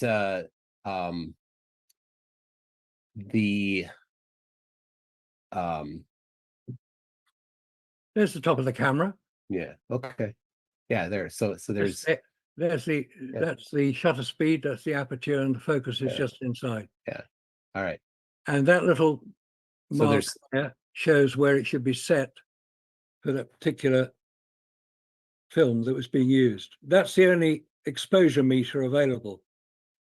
So if you got the sun behind you, it was such and such a 125th at f11. If the sun was at a different angle, it showed the different exposure. Yeah, F 5.6 in shadow, 8 in between, 11 for the sun. Focus had 3 choices, near, mid, far, and the shutter speed was either 1/250 or 1/125. Okay. Yeah. And that's so the yeah. bottom right, top right here. So they probably all of those photos probably were the same, mostly the same settings. Well, if you say so. I don't happen to agree with you, but that's not unusual, I don't think. No. It sounds better from your viewpoint. I'm saying that they had to get. Oh, by the way, this is a polarizing filter on the front of the camera in this picture here. Why did they use a polarizing filter? Do you know? Your chance here, buddy. Okay, here we go. A polarizing filter is to reduce reflections by polarizing the light in the camera. But the only way you can use a polarizing filter is using the viewfinder to make sure, because you spin it around, it's moved depending on the polarization that you want to get. If you haven't got a viewfinder, you can't use a polarizing filter. So it seemed a bit of a waste of time to use one, but they did. So all I'm saying here is that, oh, here's some interesting stuff. This is your whole point is, oh, here's some interesting stuff. Yeah, it's interesting, isn't it? This is the leader, which was on all films. You should have read this book more. Yeah, I have read the book. What's page 20, page 22. This film had this image on it, so it was taken on the moon. This one right here. Yeah, I mean, you have a warrant, you have a claim. You have claim, yes, data to support it. All you're like, oh, this is interesting. Right? Your burden is to show that all of these things were faked, right? That's a huge amount. It's a huge burden that you have, and you're like, all you're bringing is, oh, isn't this interesting? Not that big of a deal, right? It's pretty easy to dismiss. Okay, if you say so. But why would it have the date of 11th of July when they weren't on the moon? Why would what have the date of the 11th of July? Sorry? Why would what have the date of the 11th of July? The film that I've just shown a picture of. It's top here, date 11 July 1969. Maybe it was mislabeled. I don't know. I don't know what you're talking about. It's one of those questions that keep being asked but not getting answered. It doesn't matter. It's irrelevant. It's irrelevant. This is a photograph of somebody on the moon. You're like, oh, how come the date is wrong? It doesn't matter. Provide evidence. How come the date is wrong is not evidence. Yes, it is. Because the date of the launch of Apollo 11 was the 16th of July. The date of the landing was the 20th of July. Okay. And this film is dated the 11th of July. Okay. Maybe it was the date that they put it into the bag of stuff. Don't know. You're guessing. Yes, so are you. Yes. That's all you have is you have guesses. Well, my guess is just as valid as your crazy guess. In front of you is the date. Okay. I'm not looking at anything. You're not sharing anything. We just see you. If you say so, I'm going to go ahead. Ryan, what are we looking at? We're looking at. He currently has a screen share up. I'm not sure if you're able to see it in the Zoom chat. I don't see it. I'm not seeing it. Okay, just give me 1 second there. Marcus, I'll end your screen share and then try doing it again. Hopefully Mike can see it. So just pop that up there again. Hopefully you were able to see it before there, Mike, because that's a lot of what he's been making his comment. I saw it for a while, then it went away recently. Okay. Is it back? Yeah, it's back. That sounds good. All right, let's carry on, everybody. And once again, we are going to go into Q&A eventually. I mean, I don't know how long you guys want to continue on with your discussion. You guys just let me know when you're, well, maybe you'll hit a natural wall and I'll just push you guys along. So let's carry on, Marcus. Let's just say that Michael has not persuaded me. It's not my intention to persuade you. No, hang on. Let me finish what I'm saying. Don't interrupt all the time. It's your standard procedure. It's not fair. It's not nice, and it's not required. Okay. You have yet to persuade me that man has landed on the moon. I have probably failed to persuade you that he didn't. So we're not going to agree on very much the way we're going at the moment. I show you pictures and you say, show me the evidence. I say, I've shown you a picture. What's the problem? Right, this is Apollo 11. This is the back of the lander, and there's a picture of Earth, we're told. In order to take a picture of Earth, you have to lean back 60 degrees because the Earth is about 60 degrees above the location that Apollo 11 allegedly landed on, i.e. on the equator. Half a degree north of the equator and about 17 degrees east. But you can't lean back 60 degrees without falling over. So, fake picture. Here are heroes. How rigidly is it attached to them? It's not at all flexible. It wasn't removable. I played a video earlier where he picked up the camera you're talking about. It was sitting on the rover. He picked it up. It was sitting loose on the rover, and then he affixed it to himself. So it's possible to remove them from their chest. Yes, it is. Awesome. So they didn't have to lean back. Thank you. Yeah, but they didn't have a viewfinder to look through it either. So how did they know they could get the picture of Earth? It's the wide angle.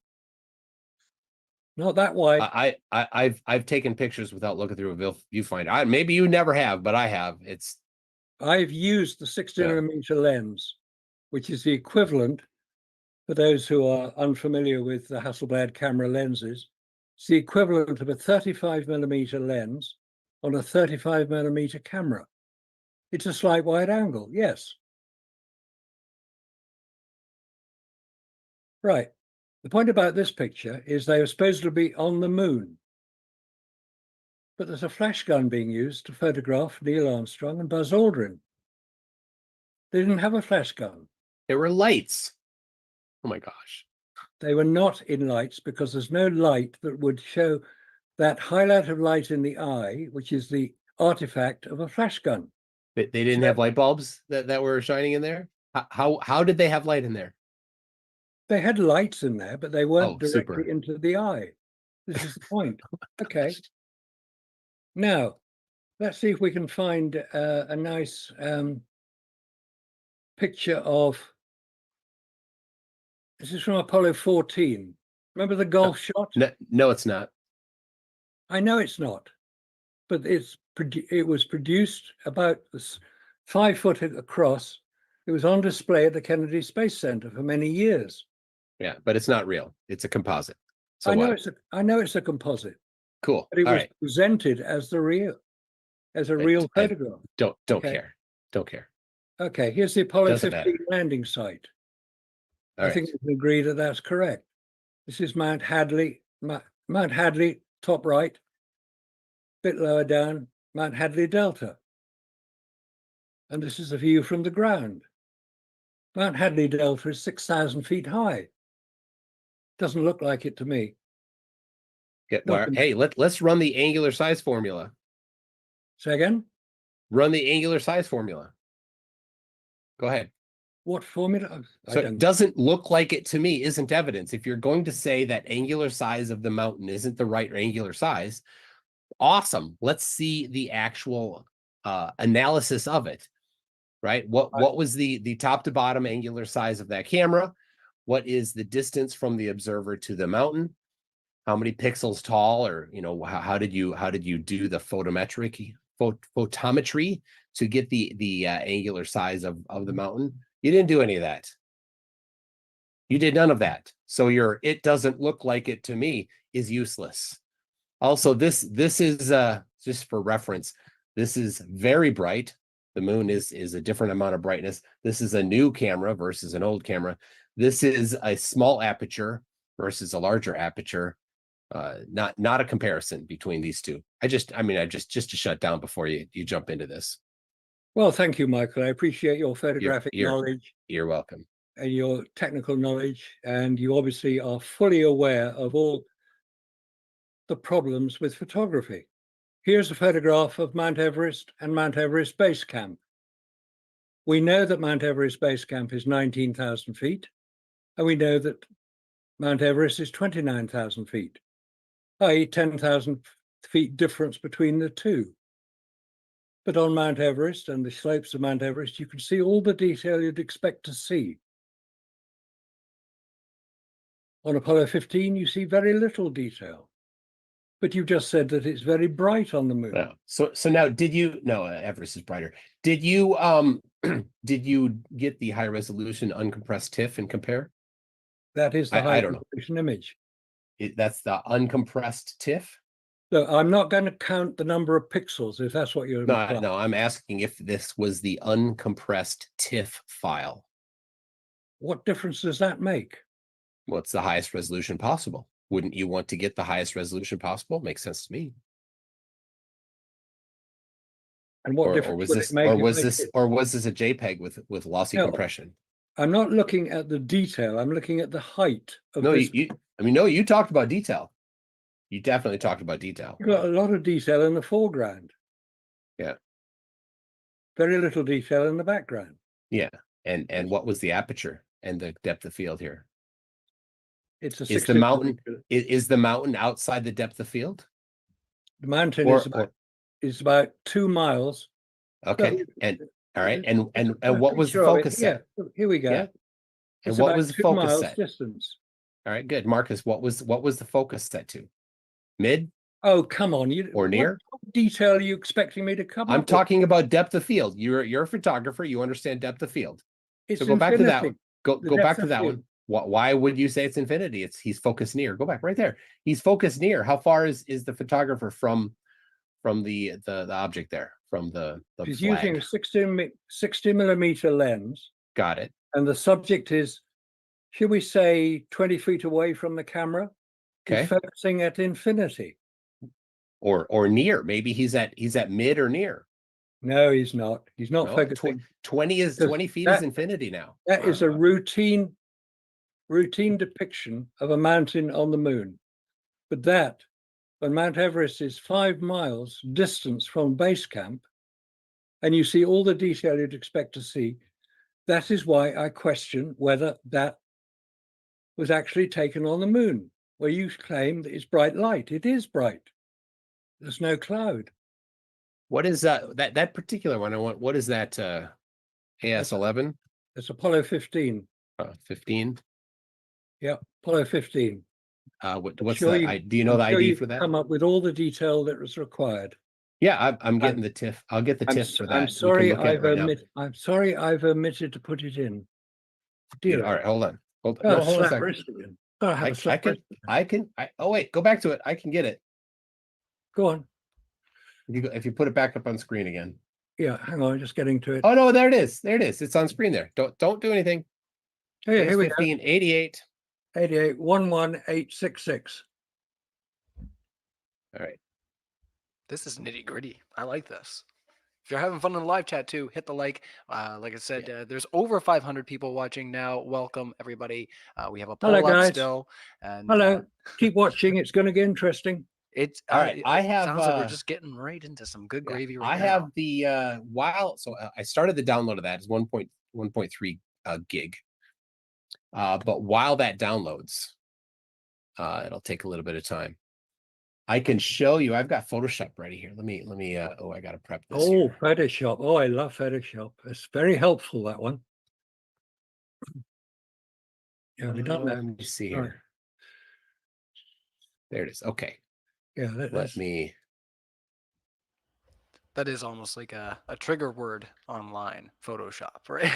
When you say that, the whole. I'm not surprised. Like, what's going on here?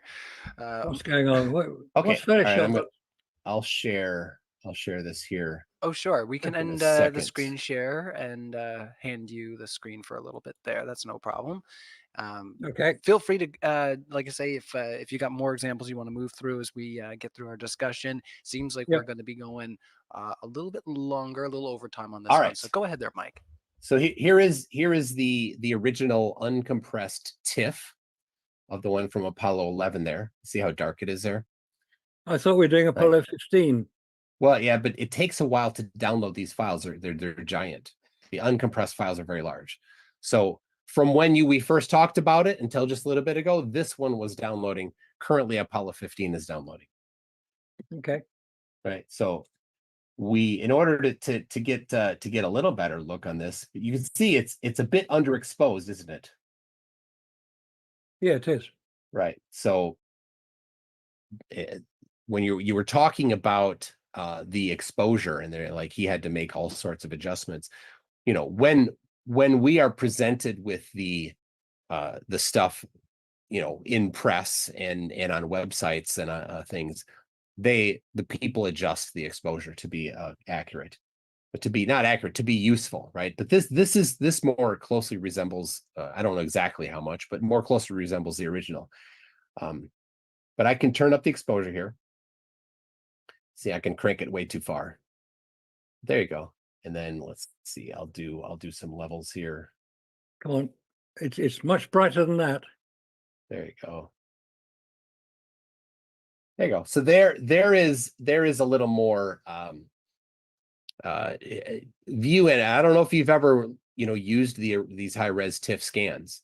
Sounds like you've only worked with the higher res JPEGs, which have compression. Okay, go on. So anyway, this shows that unmodified, it was all too dark. And you're like, well, how did they get the exposure right? They had to make all sorts of adjustments. They didn't. They got it wrong. They did not get the exposure right. The exposure is varies.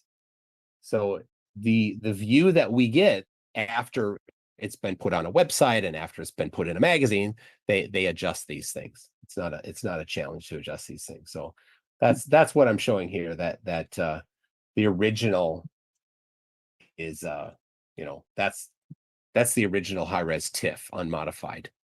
When was Photoshop first introduced? In the 80s. Yeah. So but these things that they would do, other than just in the software Photoshop, they would do it in the darkroom, and in other processes they would increase the exposure. Yeah, they did. Yeah. I don't doubt that for a minute. So, yes, but your point here, and I'm responding to your point, was how did he take all these pictures in a short amount of time and get the exposure right and the focus right and the all these other things right? Well, he didn't.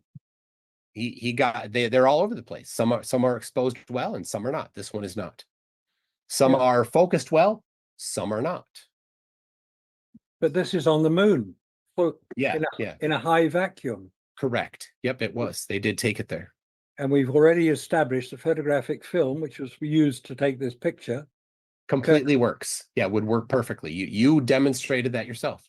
No, Ryan, I'm gonna stop the share here in a second. Ryan, you ready?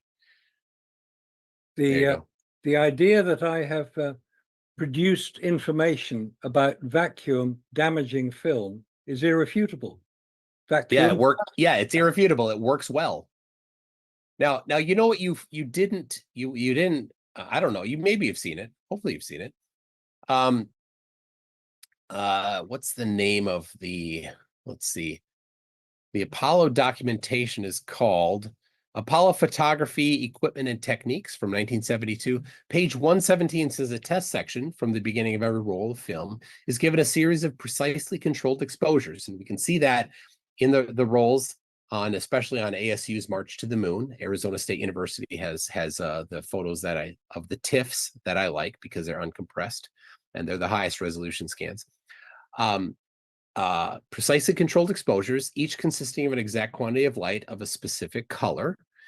After the film is used and processed, scientific measurements of these test exposures, known as in the trade as sensitometric strips, are compared with standards to determine any existing variations. Then later it says, after it's been reassembled and the chemicals prepared, this is the process that they use to do the actual developing. Chemicals prepare samples of the type of film from the same roll used on the mission, again, with the test exposures or sensitometric strips are processed so that the chemicals and equipment are at a predetermined optimum operation. Such test strips are processed and evaluated immediately before space film is processed. the procedure being repeated at frequent periodic intervals to ensure the continued stability of the chemical solution. So part of the process, which you didn't do, I'm not blaming you for not doing it, and you couldn't have done it because you didn't know the specific process. This is an overview of what they did, but they did things to ensure that the colors were more appropriately developed in the process. So, well, thank you for that. Appreciate your interest in that particular area. And as you say, I haven't examined the high resolution TIFFs because I didn't feel I needed to, but never mind, maybe I should. I'm going to be yeah, I would recommend it. They're really high quality. They used the highest quality scanner of the time. They waited until scanners were at the technology that the resolution would be higher than the grains of the original film. Yeah, exactly. Okay. And your point is? No point to that. Just suggesting that that you look at the March to the Moon scans because they're the highest resolution available. Okay. Yeah. Where are we? All right. Apollo 15. The Apollo 15 one still is downloading. Now you can't see the top of Everest from the base camp. Say again? You can't see the top of Everest from the base camp. Well, I just produced a photograph showing you can. That wasn't it. Say again? That wasn't it. Well, if you say so. Yeah. I mean, what was it if it wasn't Everest? Well, it could be part of Everest, but not the peak.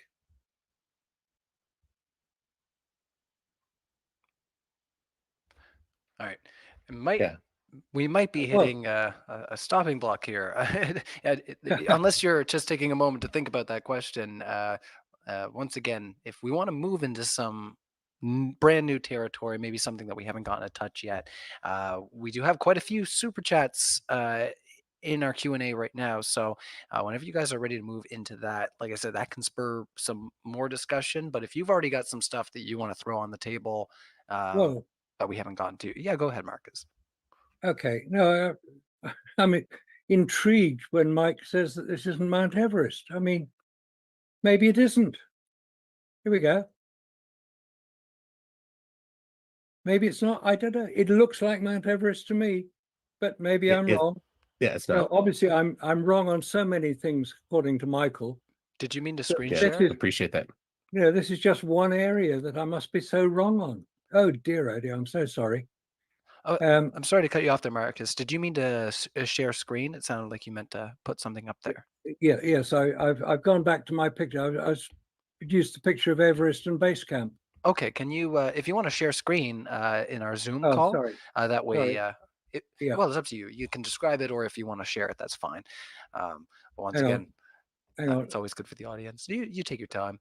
That's totally fine. As Zoom, like I said, it's definitely something to get used to, and it just updated too. So I've been getting used to. Okay. But the new yeah, you're Zoom seeing functions. Khumbu Glacier, by the way. That's yeah. Okay, you got the picture there. Yeah, We've got that's the screen share. Khumbu Let's Glacier. pop it over. Okay. Yeah. There's my picture of Mount Everest. That was all I was saying. And if Michael claims that is not Mount Everest, okay. I've never climbed Mount Everest, so I don't know. But it looks it to me. I've been close to Mount Everest. I spent time in Nepal. I have photographed Mount Everest from quite a distance away. So I can't claim it is, but it looks it to me. It looks like base camp to me. Now, it could be the base camp, but well, obviously somebody's faking it there. Let's have a look at Apollo 17. Here we go. Tracy's Rock, this one, I believe. Now, in that picture is the lunar lander. Can you see it? Probably not. Oh, well, we can see your screen if that's what you're asking. Okay, well, if you can see the screen, all I'm asking in the picture of Apollo 17, where is the lander? It's there, to the right-hand side of the rock. It's about 4 miles away. There it is, miles away. They were using a telephoto lens here, a 500 millimeter lens. But there's a strange thing about that lander. Apollo 17 lander, you combine those two previous photographs and look at where the lander is supposed to be, and we've proved that it is. What's it doing here, bottom left, much closer to the rocks above it? It's in the same part of the picture. It's just a bit, it doesn't appear to match the information that we've been given. And here we have Apollo 17, left-hand side of the picture. B, D, and E are the same in the top picture and the bottom picture, the same formation in the background. But the lander is in a completely different position. On the top picture, it's on the right-hand side, quite small. Where are the fiducial marks on this one? Fiducial marks. I don't even see it on these. You're right. Can't see them either. Good point. Yeah. Well done. Again, Apollo 17, lander in the top picture, AS-17 134-20435, and bottom picture disappeared. Very strange. I don't know the answer. It's just very strange. Oh, now we got Okay. I don't know the answer isn't evidence. It's just scratch your head. That's not evidence. You're claiming a massive conspiracy, and the best you've got is, I don't know what this is. Awesome. Well, do you know what it is? I don't know. It's irrelevant to your burden of evidence to provide evidence that there was a giant conspiracy. Okay. The evidence I'm providing, Michael, is photographs, which you agree were taken on the moon. Yeah. And I'm saying that when you have a photograph which shows an object which cannot move after it's landed in one location, and in another photograph, it's not there, that is evidence that there is something strange going on. What it is, I don't know. Okay. Doesn't Well, mean to say that it's what irrelevant. it is I don't know isn't evidence of a gigantic conspiracy. It's just it's a question that you have. Okay, whatever. Can you it's not evidence though. Okay. Marcus. Seriously, I mean I suggested you read the book. You said you got the book, but I have like read you the didn't read book. it. It's like you didn't read it. I did read it. I've read it in detail. Good. Now, if you claim that I haven't read it, you don't know that. I have read the book. Of course I don't, but you're acting like you haven't. That's what I'm saying. That's your opinion. I don't agree with you. Okay. Just to show you, there's the book. And I specifically read page 22 several times. Yeah, that's the page. Yeah, a lot of the rest of the book is about the Lincoln Douglas format, which isn't what we're using, so it doesn't really apply. Okay. All right. Okay. Now, here's the lander on Apollo 15. Footprints, but no wheel tracks. Odd that. But then you would agree that that's not evidence, wouldn't you? There's another picture showing no wheel tracks. What happened to the fender? Good question. Why is the fender all mangled? What happened to it? It got broken off by an astronaut walking too close to it. And then what did they do after that? They found a piece of, I think it was a map that they had inside the lander, and they used, get this, duct tape. Yeah. To hold it on. Okay. So when they were using the duct tape or whatever they used to put this fender mender together, that is the most were they Canadian standing solution ever. I just have to jump in and say that, like, red and green would be so proud. Red green approves. Yeah. What would they have to do in the vicinity of the wheel as they're doing that? They would have to walk around. So the footprints are what covered up the tire prints. You didn't know this, Marcus? This is like debunking Apollo hoaxers 101. This is as silly as the Michael. How come the flag is waving? All right, hold on. The flag is waving. Don't do impressions. I haven't finished. That's my thing. I'm the host. I get to do impressions. Go ahead there, Marcus. This is supposedly on the lunar surface, okay? And they broke the fender of the lunar rover, and they repaired it with a map using duct tape. In a vacuum, duct tape does not work. End of story. Present your evidence for that. Oh my God. Well, it's And pretty what strong. was it? Did they It's go pretty down strong to? evidence. Did they run down to Menards and buy some duct tape and send it up to the moon, or did they have something else? I don't know. I suppose you could present some evidence for the type of tape that they brought that it wouldn't work in a vacuum. And I don't know why tape wouldn't work in a vacuum. It works by it's pressure sensitive. It's not air. Let's ask the 500 people who are watching. How many people here have used duct tape in a vacuum? None. So yeah, your opinion on it Yeah, is exactly. useless. None of them have, because it doesn't work. You have to prove that it doesn't work. You've never done that. So Yes, you have, I have. You've used duct tape, the same duct tape that they used in a vacuum. How did you do that? Duct tape has adhesive on it, quite strong adhesive. Adhesive is outgassed in a vacuum. End of story. It stops being sticky. Oh, here's a good one. Here's a good one. Apollo 17 liftoff. I do want to clarify. I know that you're laughing, Mike, but I'm just having a laugh at what's going on in the live stream. Okay. Don't worry about me, Marcus. I was just enjoying some of the people that knew the red-green reference. I don't know if you know what that is, but you know, if she doesn't find you handsome, she sure should find you handy. Anyways, let's continue. Okay, Apollo 17 liftoff. Ascent stage. That's the top bit. There it is, jumping up. But there's no exhaust visible. We know what fuel was used on the Apollo 17 ascent stage. It was hypergolic fuel. Hydrogen and dimethyl nitrogen. Long name. Anyway, two chemicals, when they combine together, explode. And we see on the space shuttle, bottom left-hand picture, where you have an exhaust visible on the maneuvering system of the space shuttle. Back on the bottom right-hand corner, the lunar module descent stage, there appears to be a hole in the middle. There isn't a hole in the middle, it's a flat surface, or it's a solid surface. So where did the exhaust go? Because where did the exhaust go?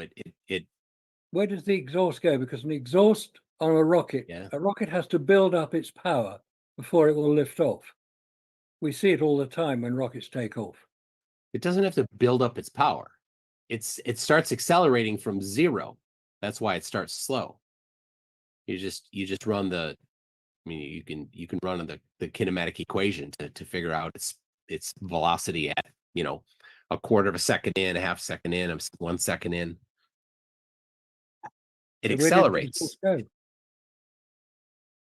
What's that? It's a 3,500 pound thrust rocket. Yeah. What is the exhaust? What's it made of? It's gas. Yeah, gas. Can you see this gas? Yeah. Can you see this gas? Generally, no. Especially with a low frame rate. Right. Of course, you can tell me the frame rate on those pictures, can't you? Yeah, it's pretty low. That was the one that was sent from the lunar rover. So it's I think it's 10 frames a second, if I remember right. It was being filmed from the lunar rover about 500 feet away. Yeah, and sent S-band back to Earth live. Yes. Yeah, which is quite an achievement in itself when you think about it. Yeah, and then broadcast onto a TV, and then another camera was pointed at that TV. So that's what we're looking at. We're looking at a couple steps between, right? No, we're not looking at that. No, we're looking at the original pictures because these were done several years later. Okay, yeah. So this is the original that was then the recording directly from the proprietary format that was then okay. Cool. So where'd it go? Oh, do you want it back? There we go. You wanted to move on? Yeah, I was going to move on. This is ADHD time here, huh? You know, I mean, most of the time you come up with rather convoluted arguments which don't really stand up to too much scrutiny. What convoluted? It's a gas. I told you what the gas was. You just said it's Hydrogen. gas. Hmm? No, you told me what the fuel was. You didn't tell me the result of that. Yeah, it produces a red, or it produces a flame or an exhaust. Yeah. As I'm showing Yeah, the bottom and- left-hand picture, the and- space shuttle. Yeah, and is the very different camera that was used sensitive enough to pick that up or not? If you How do say you know? so, obviously. How do you know? It's your No, claim. How do I you know? am claiming that there is no visible exhaust from the Apollo 17 ascent stage takeoff. Okay, There's and no visible flame. You can see awesome. And was that camera able to record that? Well, I assume that was what it Oh, showed. I'm sorry. Your assumption No, isn't very convincing. Michael, forget it. Forget it. I'm not interested. Awesome. All right. Just, All right. Move on. Move why don't on we- then. yeah, move That's on what back Rasa to did Earth. too. Here's the only photograph of Earth that we've ever seen. No, it's not. We've seen CGI versions, but we haven't seen a photograph. No, I've seen lots of them. There's thousands from the Apollo missions. Okay, now if you But say why did you make that lie? Why did you make that lie there? That's not the it's only not a one. lie, that is a photograph of Earth. Okay. All right. Yeah, that's blue marble from Apollo 17. But there's thousands of photos. This is one of a sequence of many, many photos. This is just the one that they chose that was to call the blue marble, but there's a whole bunch in that whole sequence there, including some where it's out of frame. You're asserting that statement. You're not making it with evidence. You're the one that asserted that this is the only one, that the rest are CGI. Where did you get that? Why did you lie about that? If you listen to the interview of the guy who produces them for NASA, he produces very good CGI. This one from 1972? No, I say this is a photograph. Okay. One of the very few that exist. There's thousands. Show me some. Why? Oh my goodness, this is crazy. No, I mean, it's not crazy. you mostly know your stuff. I don't know why you're like going into that from this, but I got it. Oh, I got something good to come up now. Sounds great. Does anybody else hear this housefly making his debut? I'm gonna swat him. I tell you. Housefly. All right, I'm gonna share, Ryan. Oh, go ahead. All right, I'll end the screen share there. That seems fair. We've let you have the screen for a while there, so go ahead there, MC Toon. We'll let you go down some avenues there.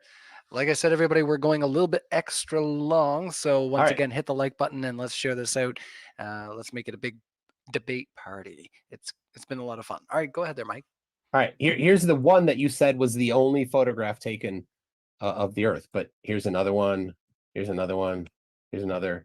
There's a whole bunch in that sequence. Have you not looked at these? Yeah. So in that sequence, why did you claim that that was the only one? It's the only one that's ever been used. No, that wasn't your claim. You've moved the goalpost. You said this is the only one. I appreciate what you're saying, Michael. I appreciate that. Obviously, your purpose tonight is to demonstrate that I'm completely wrong, completely conspiratorially minded, don't know what I'm talking about, and shouldn't even be on this debate. Well, thank you for that. Super. I'm showing you photograph after photograph right after you claimed there was only one. Why did you make that claim? This was easy. This was trivial. Why are you so determined to come up with petty little problems like this? Because you're lying. I'm not lying. Don't accuse me of lying, Michael. You did. You just said that was the only photograph, and I'm showing you I will dozens. accuse you of being an important, pompous idiot. Go ahead. I have. Don't care. Okay. Sorry about that, Ryan. I shouldn't say that. Totally out of order. Oh no! Yes, no. Sometimes I get send you guys to the penalty box. Yes, you guys have gotten out of whack. No, honestly. You showed earlier a different photo that also had the Earth in it. We don't mind a little sugar and spice every once in a while. Let's. There you go. Here's another photo. Here's another photograph from Apollo 11 of the Earth. I don't know why it makes no sense that you made the claim because Marcus, I got to be serious. You're not doing the entry level Apollo denier stuff, right? You're not what the Flurfs usually do. I'm Right? well Like, oh, look, past. the boots don't match. Like, you didn't do that. You know that, right? That's silly. But I don't know why you said that was the only photo, and then you brought up, I think you were talking about Robert Simmons. Okay, well done. You spotted an error I made. I'm grateful to you for that. I shall not say it again. All right. Okay. Now, should we talk about moon rock? Okay, go ahead. Yeah. Here's a piece of moon rock. Give No, me I'm that not supposed to big have a warning piece of again. moon rock. It's an American government property. How come I've got it? I don't know.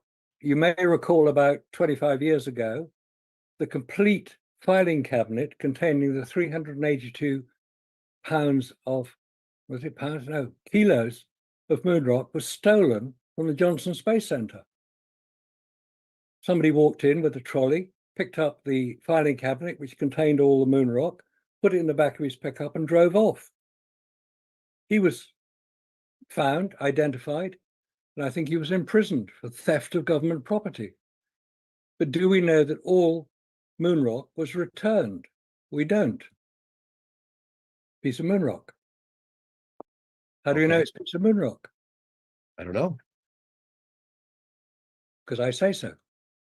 Oh, well, do you have a geologist analyze it? Oh, yes.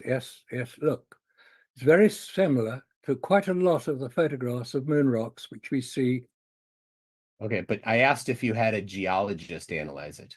No, I'm not going to have a geologist analyze it because it would spoil Okay. my story, Okay. wouldn't it? Okay, then I would. I don't It's a care. piece of moon rock. It Now, doesn't matter. You're just making an assertion. Cool. yeah, I'm asserting that it's a piece of moon rock. Is there a problem Okay. with that? Yeah, because it didn't get accompanied with any analysis by somebody that has an understanding of how to analyze it. I haven't claimed to have analysis. I'm just saying it's a piece of moon rock. Cool. Because Got it. we have been shown lots of moon rock. And if I can share screen again, let's just see what else is there. Sure thing. Whenever you're ready. Here we go. All right. Now, That's up and running. there are three major problems to what I'm saying. The Russians, they didn't blow the whistle, did they? So it must be true. The rocks, well, we've just shown the rocks. Oh, the reflectors. Oh, I love the reflectors. Let's just have a look. What was going on in Russia at the time of Apollo? They were developing their main natural resource for sale to the West, natural gas. When was the first contract for the supply of natural gas to Western Europe signed? Answer, September 6, 1968, for sale into Austria, West Germany as it was at the time, and Italy. They still, well, until they decided to invade Ukraine, they were selling it for a long time. That was a necessary part of the Soviet financial survival. Around 1970, America very generously supplied 25 million tons of wheat to Russia. They had suffered a severe shortage due to drought. Very generous offer from America. And then we find the famous Dutch moon rock, which wasn't moon rock at all. It was petrified wood. Dude, this is 101 stuff again. I hope you do know the story behind that. Of course I know the story behind it. Okay, why did you bring it up then? Because at that point, I normally produce my piece of moon rock and say, here's a piece of moon rock, which always gets a laugh. Now let's look at the Lunar Reconnaissance Orbiter photographs. Here they are. What was that ramble about with natural gas? It was story time? All right, let's go back, cover it again. Gosh. No, don't cover it again. It was pointless.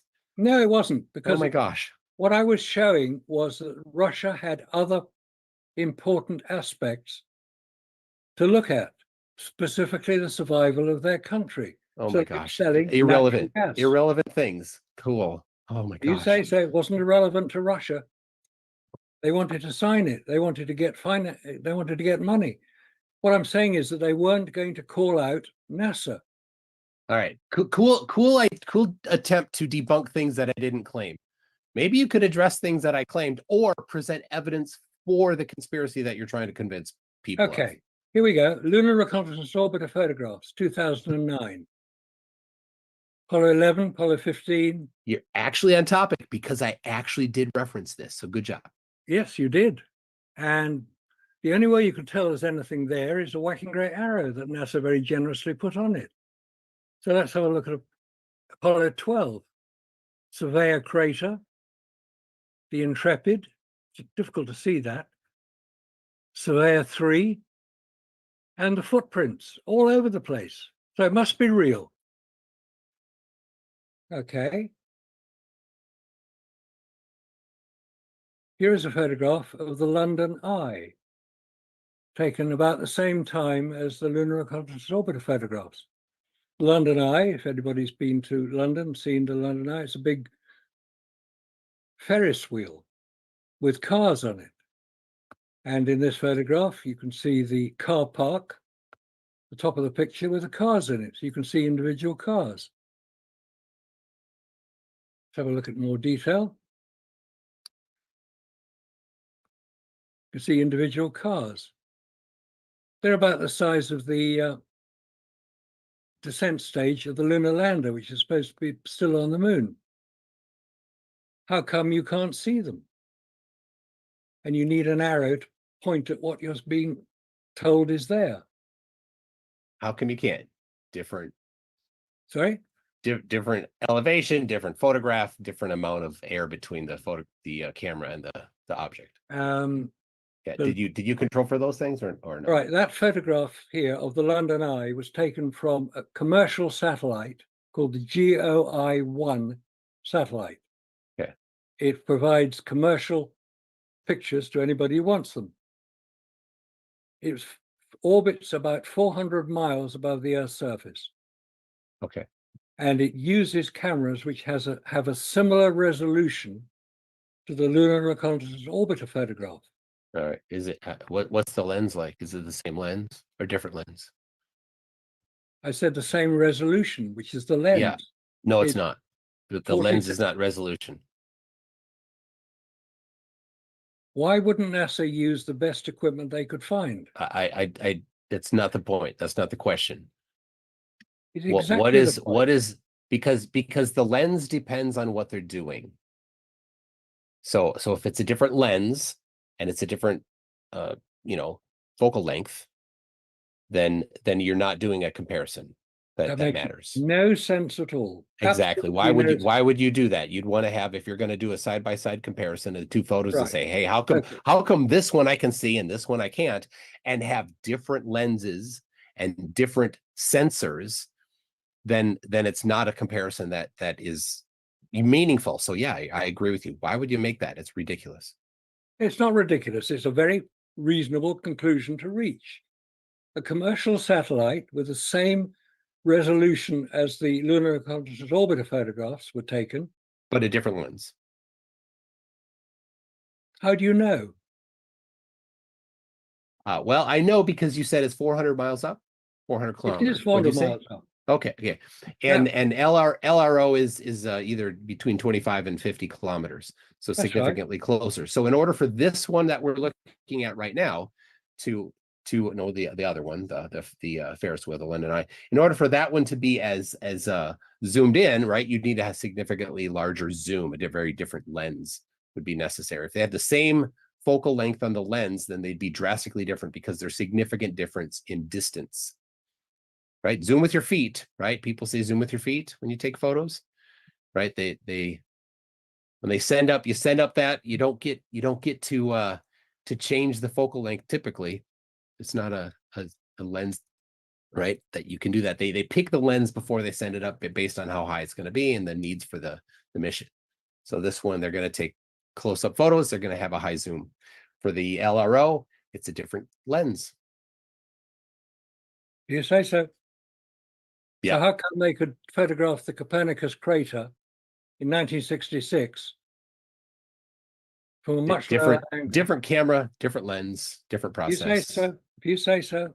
Yeah, of course. Everybody knows it's not challenging to know that in 1966 it's a different camera lens process resolution than in 2009 or whatever year LRO was launched. LRO 2009. You'd think the NASA would be able to afford to get a decent lens, wouldn't you? It is a decent lens, but, Yeah, but their purpose is different than your purpose. And so if you want a different satellite with a different lens, then maybe you could crowdfund a different one and have SpaceX send it up. But well, how come that's NASA chose to send up what they sent up based on their mission parameters, not based on your hopes and dreams, Marcus. I don't think you're making your point very clearly. Okay. You're just dissembling. What's this? I don't know. Nor do I, but it's amusing to look at it. That was the same object 50 years earlier. Yeah, looks like it might be a rock that rolled down a hill, but I'm not sure. Well, that's what NASA claim it is. Oh, super. Yeah. All right. Strange rocks, about 40 foot across. It rolled up out of a crater. Strange that. Why would you think it rolled up out of a crater? Well, there's the crater bottom left. Uh-huh. It's actually on the it's the Vitello crater, if anybody wants to see it. Okay. Lunar Orbiter 5 took the photograph. There's the frame, 168H2. Yeah, H2. Date 17 August 66. I don't know what it is. There's another one up here. Just an interesting picture. Right, here we go. Apollo 14, command module. Don't you think the handles would have got burnt off coming back in the atmosphere? No, it was on the other side of the heat. In that case, why would the Orion command module have heat shield all over it? Different craft. Yeah, it's a bit Right. bigger. It's Apollo 2.0. But the Apollo command modules have aluminium handles on the outside. And there's obviously so much heat that the Orion craft requires heat shield all over it. It's odd that. It's a different craft. You're not comparing apples to apples, Marcus. And it's different shield material. Come on. They're separated by decades. Oh, come on. Oh, come on. It's completely different. Yes, completely different. Okay. Now, when you have a command module, whether it's an Apollo command module or an Orion command module, it has a service module underneath it, below the wide part of the craft. How do you attach the two craft together? Are you suggesting that there's a connection between the ablative heat shielding on the bottom? Yes. No, what I'm saying is, and it's shown here, they're called compression pads. When the two separate prior to the entry into the Earth's atmosphere, the service module is discarded and goes into, it either burns up or it goes into orbit around the sun. The command module then has to enter the Earth's atmosphere at 25,000 miles an hour. That's re-entry speed.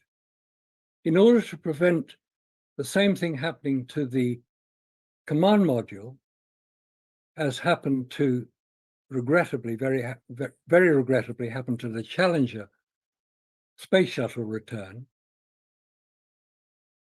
there were compression pads put into the heat shield on the Orion craft after the service module had been separated, because they were held together by steel bolts, which were cut using explosive bolts.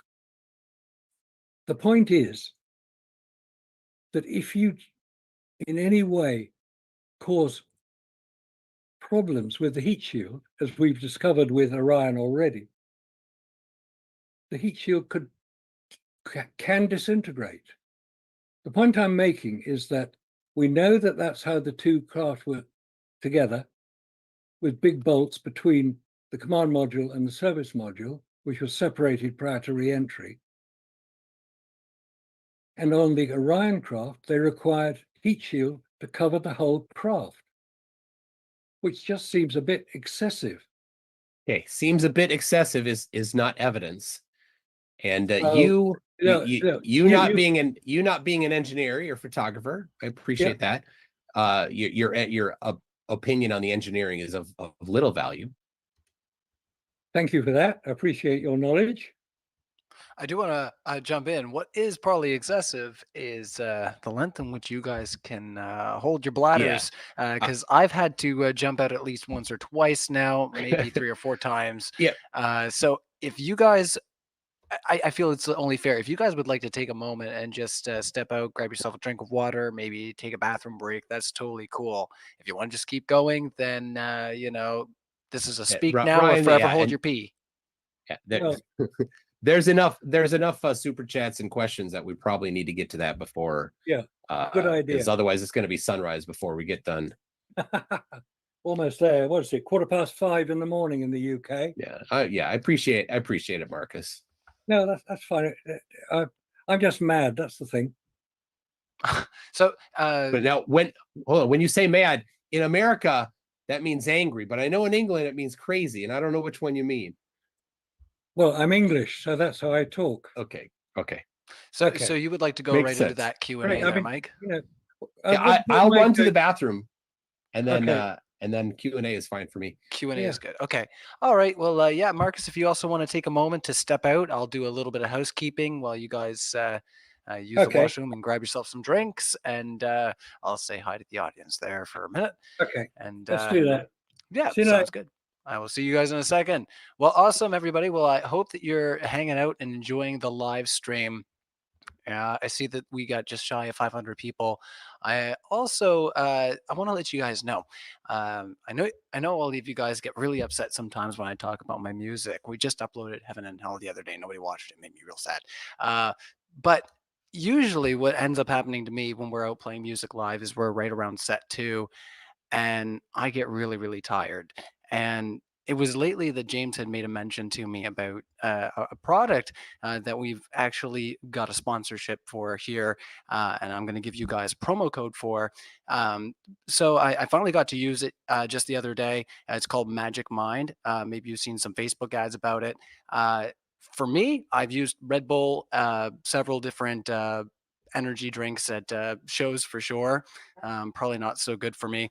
But I did try Magic Mind the other day, and I was completely focused. I had all my lyrics in order. It was really good for me. And no, I was not drinking alcohol, so don't you call me out in the live chat. Luckily, if you check it out, because we do know that people in modern day debate are very critical thinkers, they do have empirical research backing up every single ingredient that they have. And James had even let me know prior, before I started seeing these promos, that he had used it to complete his dissertation. So it's not very often that he lets me know about a product. So we do have a custom modern day debate Magic Mind affiliate link below in the description. Maybe some of you guys had seen it. So I was very happy to finally use it. Speaking of ADHD, Mike, I might be a bit ADHD myself, so these types of things might be useful for me. So you can use the Modern Day 20 for a special discount and try Magic Mind for yourself. And you can also get 40% off with the MDD promo code. So you guys can check that out. That is just about concluding most of my housekeeping as far as that goes. But I will also remind everybody once again, we are going to move into Q&A.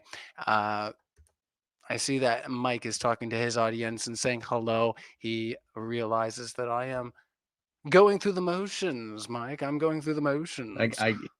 I am letting the audience know what is up, what is going in our info there. So I'll also let them know that both speakers will be tagged in the description wherever you can find them, along with our Discord. So if you are just getting your debate chops, just slightly refined, but you don't have the confidence to come on screen, you can check out our Modern Day Debate Discord. There's all kinds of chat rooms that you can, like I say, engage with and maybe bounce your ideas and see if you, are compelling there. And you can get a hold of me there as well, and maybe find your way here if you're already a confident and compelling speaker. So let us carry forward here, guys. Looks like we had a little shift on our screen, so I got to fix it. A nice cup of tea here. Being English, got to have a cup of tea. Awesome. Earl Grey for me, please. Oh, this is Earl Grey. It's my best. It's the best. What's it You know do? what? I need to ask my replicator to make some. Hold on. Your replicator to make some. Oh, there he goes. There, we lost another speaker. No, that's fine for just a second here. Looks like What? all of our screens got moved around here when we Perhaps moved I out can of get a that. word in edgeways now. Well, maybe if I keep doing housekeeping, maybe not. Oh, he's back already. See, I Oh. like Orange Peacock Bold. There's this product called Tetley Bold. I don't know if you guys have that where you are, but it is here. I gotta switch the screens right now. It says that you're the host, Mike, and that can't be. You stop that. You're trying to take over, and it's not cool. No, I'm just picking. All right, I got our screens all figured out here again, guys. Don't worry. So we're gonna move into our Q&A. Let us get scrolled up here. I'm gonna get this AI chat out of the way. I know you have a question underneath it, LJ. I got rid of it before. All right, let's just ask Bitter Truth's question while the YouTube gets rid of it. Bitter Truth says, there is no moon existence.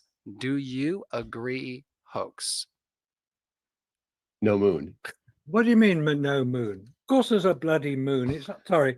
Of course there's a moon. You can see it when you go out at night. You can wave to it. There's some flatties in the chat there sometimes. I don't think he's serious though. No, I don't think so. I think you're right there. Of course there's a moon. Prove there isn't. Michael will no doubt be very persuasive in demonstrating the presence of the moon. Yeah, we can bounce amateur radio off it. I know we can. And lasers. I was going to come on to the lasers. Yeah, the retro reflectors are not super strong because Russia dropped some too, and they didn't put people there. That's true. No, they didn't. No. Nor the Chinese, or the Japanese, or the Indians. But I don't know which of those dropped reflectors other than Russia and U.S. Yeah, it's Russia did it on was it the two craft they did it, but Yeah, they lost two of one. What are they called? Not All Zon. right, we better get the super chats moving here. Yeah, come on, let's get that. It'll right. take a long time. We do have a lot of questions here. So if you guys would like, I can set a timer. Like that'll be best because it's going to go forever. Oh, forever. That would be fun too. All right. So if you do have a question for either of our speakers, do get it into a super chat. We're going to try to limit to 1 minute per chat. But yeah, if you put in a super chat over $10, yeah, we'll definitely try to get at least maybe 2 to 3 minutes out of it. All right. So LJ asks, why in 2024 we can't get 1% of the distance to the moon? 1 minute on the floor. 1%. Well, we did send Artemis there, so didn't have humans on board. No, yeah, they're working on it, but it's NASA, it's government. They're sloppy. It was Zohar and Zelga were on Artemis 1. Crash test dummies. All right. Yeah, I think that might be a natural stopping point there, LJ. So if you want to clarify and push further, you're welcome to do that in the live chat. I'll reset the timer. And once again, thank you to both of our speakers for being here and the courtesy of answering these questions. So I'm going to set a 3-minute timer for $10 super chat. The Science of Science says, Mr. Allen, thank you for coming to this debate. I apologize for your opponent. He is disliked by most of the community. Well, you're making some friends, aren't you, the Science of Science? He says he is merely a troll. Flatties. He's a flatty. If possible, MDD could find him a higher quality debate partner.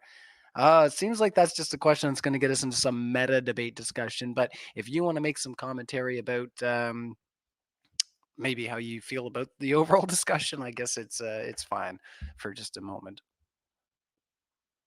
Okay. Thank you for that comment, by the way. Appreciate that. I need all help I can get. Anybody want to come out and help me? Sorry. I'm English. I have a strange sense of humor. Hey, the English TV are the only good TV shows. Thank you. They are very good. Now, do you know why in America you speak English and not French? Dude, we don't speak English. Honestly, we speak American, right? Right. I speak American. I don't know, as- because metal music sounds better. I don't It's know. two countries separated by a single language. The big pond between us. Big pond. No, the answer to the question, by the way, in case anybody wants to know why you allegedly speak English in America, is that, thank you, at the time of the Declaration of Independence, where you chucked the British out because you didn't like us, which is fair enough. I don't think we were behaving very well at the time. America had to decide on several things before, as the country was coming together when the Declaration of Independence. And one of them was, which language do we speak? There were 13 original states in America, and they had to vote on which language. Now, it could have been French, because Louisiana and the southern states were mainly French speaking, as they still are in parts of Canada now and Quebec. So they had to decide, should they speak English or should they speak French as the preferred national language? And the vote went 6 to French, 7 to English. So there's a 1 vote difference. And now it's the world's language.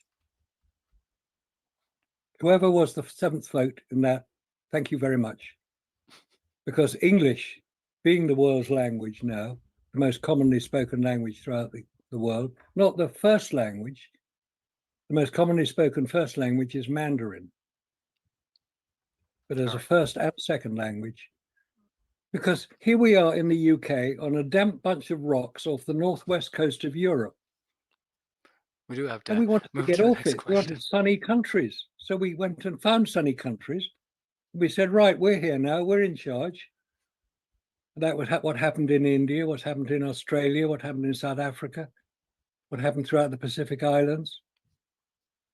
So English has been spread around. It's lovely.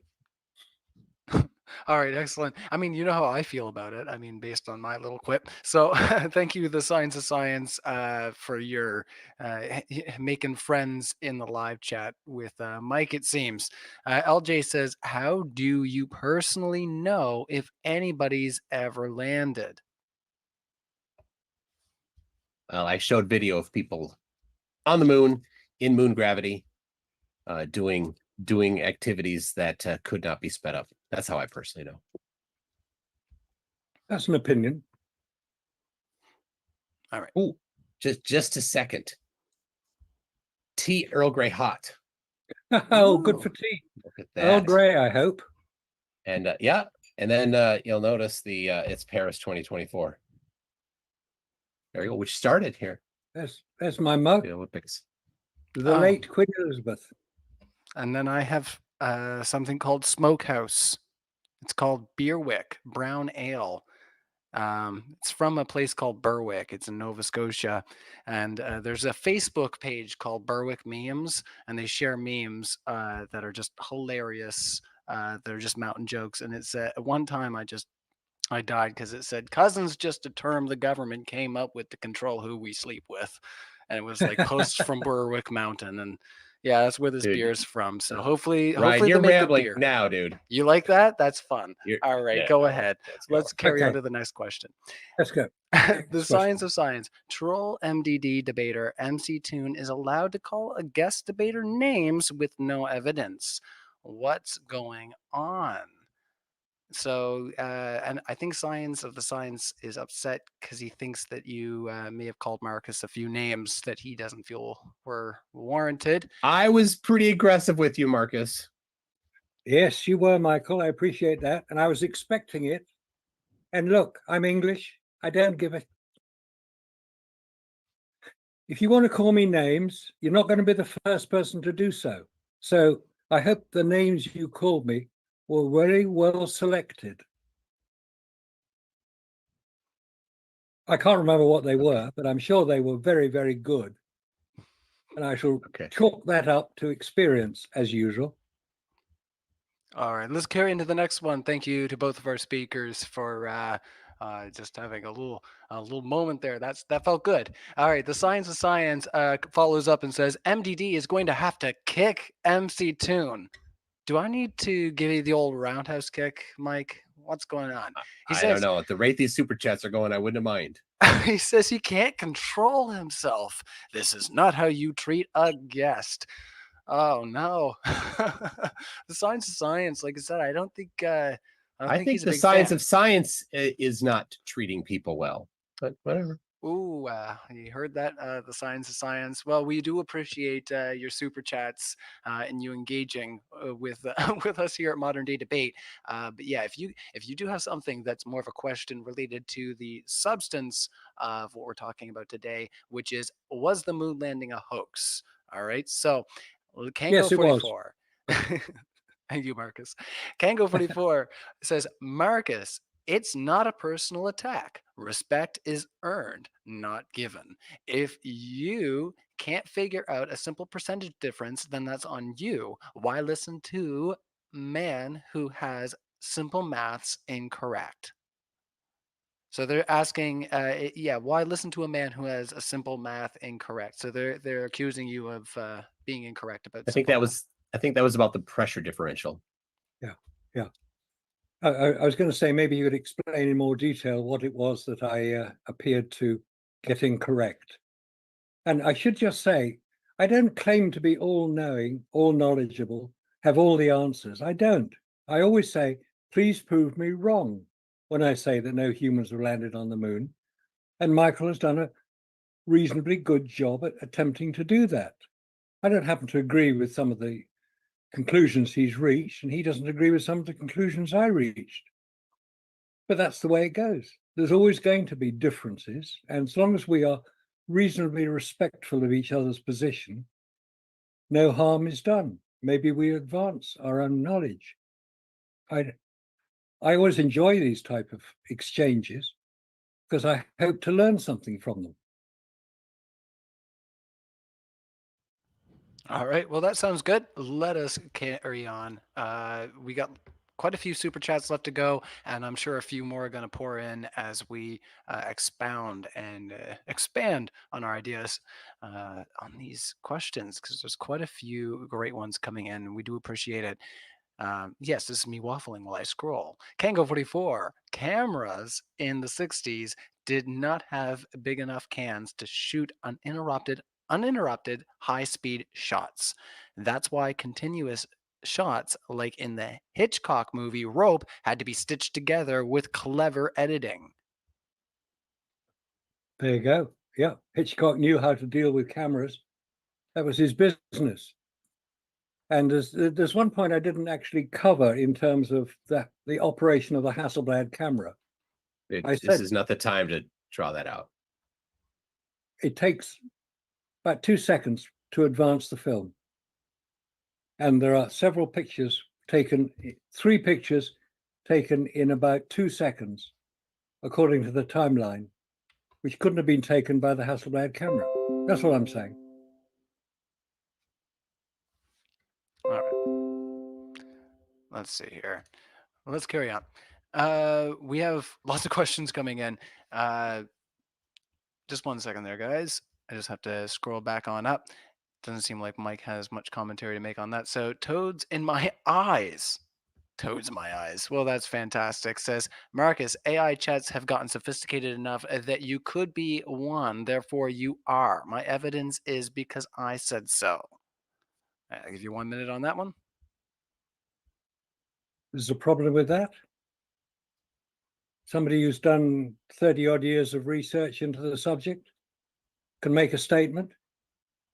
Maybe, as Michael would say, you haven't provided the evidence to back up your statement. Fair enough, you can say that as well. But the statement can be revealing in itself. And if it's something that other people haven't necessarily identified as a problem, but they now consider it could be a problem, then making a statement can be considered to be an advantage. Maybe not in a debate, as Michael would determined debate should be done. But then that's the penalty you pay for inviting somebody like me on. All right. Do you have any commentary, Mike, before we move on? Move on. All right. Well, let's carry on to the next one. Thank you again. Toads in my eyes. What a YouTube handle. The Science of Science. Marcus MC Toon is here to troll you. He does not care what you're actually saying. This is a bad matching in my MDD. Oh, they felt this was a mad matchup. Well, that's kind of a commentary on the channel. We don't really have to engage too much with that one, but yeah, I think these guys have had a great discussion. So I'm sorry, the Science of Science. We have so many questions. We're gonna have to push forward. Yeah, Danny Diesel says, Marcus, how does radiation and heat affect film? Good question. Heat will affect film in that it will soften the emulsion.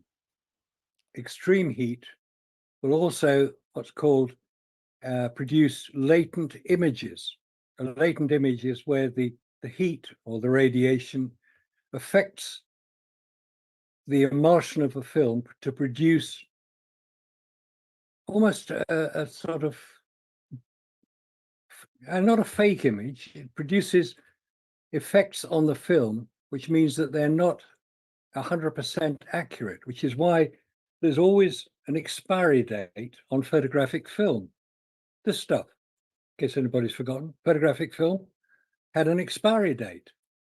And the expiry date was put on a film in order that if somebody kept their film for, say, 10, 15 years and then used it, and the photographs didn't turn out quite as well as they'd hoped, and they accused Kodak or Agfa or Ilford or any of the other manufacturers, Fuji, of making bad film, they'd say, well, you should have used it within the expiry date, because the background radiation will affect photographic film, as will heat. And if anybody's ever been to Antarctica and tried to use photographic film in Antarctica, they'll probably have a bit of trouble with that, because very cold temperatures also have an effect on photographic film. And the temperatures in Antarctica are much colder. Sorry, wrong way. All right, Ryan, I'm gonna bow out if this is what it's gonna be. Well, but if he talks for 5 minutes after every damn question, this will not end. I'm not gonna wait. Well, I was gonna say, if we want to chop, don't you talk either. Ask the question. Go. What are you trying to tell me how to do things? Hold on, I'll kick you out. You be like I won't that, be you here. little stinker. All right, I won't be here. I don't care. I was gonna say, do you need that roundhouse kick? I'll give you that roundhouse kick if you need it. Please give it. All right, hold on before you get upset. No need to get upset. All right, XX Vandrez and asks Marcus, can you please address the backwards film on your website? It destroyed your credibility for me. Can you clear that up? All right, so I'm going to give you 30 seconds on the floor. We're going to try to move through for the sake of Mike's request there. And Mike, if you want to make a response, you can go ahead. So 30 seconds. Sorry, what was the original question? All right, the original question. Can you please address the backwards film on your website? It destroyed your credibility for me. Can you clear that up? I don't understand what you mean by backwards film. The emulsion side versus the other side. Oh, I wasn't party to that particular experiment. Where you described it as emulsion side and backing side. And that is something that other people have commented on. I haven't made that comment because I wasn't present when that particular image was taken. I live in the UK, and that experiment was conducted in Canada. All right, that is time. In Canada, hey, look, we get something. We get some credit every once in a while. Megalon says, these images were simulated by NVIDIA and the suit reflectively was included. Turns out they were an exact match with the original photos, proving they could not be faked. No, that's not the case. I was invited to take part in that NVIDIA production. But because I was required to sign an NDA, non-disclosure agreement, because they were going to explain about some of their new technology, I decided to back out. So I didn't actually take part in it. I knew what they were doing, And one of the key points of that NVIDIA film was that they were very reluctant to tell anybody Right, what the RGB, red, green, blue levels were that they used from the lunar surface. And it eventually came out that they were using it at 40%. I do need to cut you off. We do need to try to move on, unless Mike, Okay, you want sorry. to push in and make any commentary? No? Okay. We'll try to move through, because yeah, we do have quite a few super chats, and yeah, we did go long. Mike's running out of time, so sorry about that, guys. Nominal says 27 human beings travel 238,000 miles from Earth, 1969 to 1972. 0 humans beings travel beyond LEO, 1973 2024.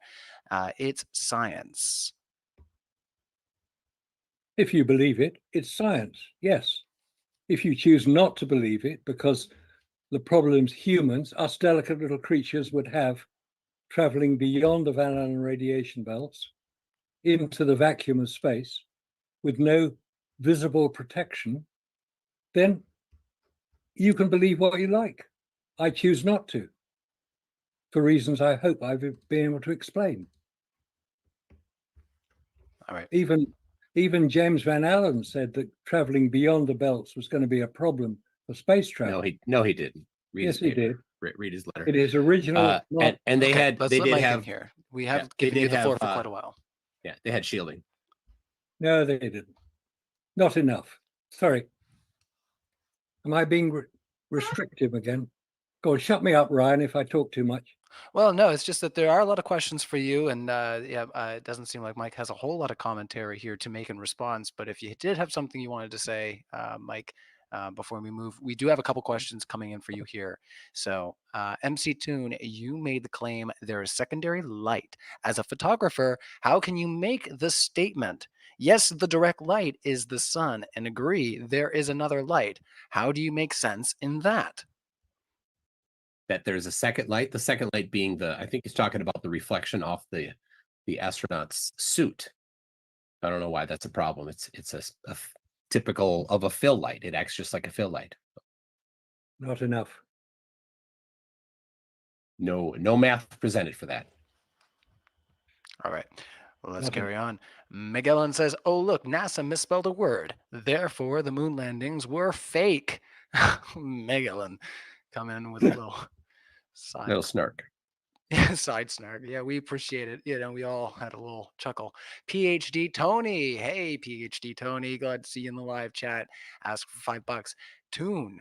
Moon rocks contain impact structures from meteorite strikes. Could you explain to your cretinous opponent, is that cretinous? My goodness, opponent, why that's impossible on Earth? Oh my. Well, yeah, micrometeors wouldn't work on Earth. You can't have micrometeors on Earth because of the atmosphere. On the moon, there isn't an atmosphere, so you can have micrometeors. So when you analyze the rocks, you have a geologist or somebody that has the understanding of it. Look at the rocks, you can see the micrometeor impacts, which makes it impossible to have been sourced from the Earth. If you say so. All right. Let's move into the next question. Kango 44. I have done years and years of mold making. We use vacuum chambers to degas a silicon rubber. To degas a silicon rubber before pouring it removes air bubbles.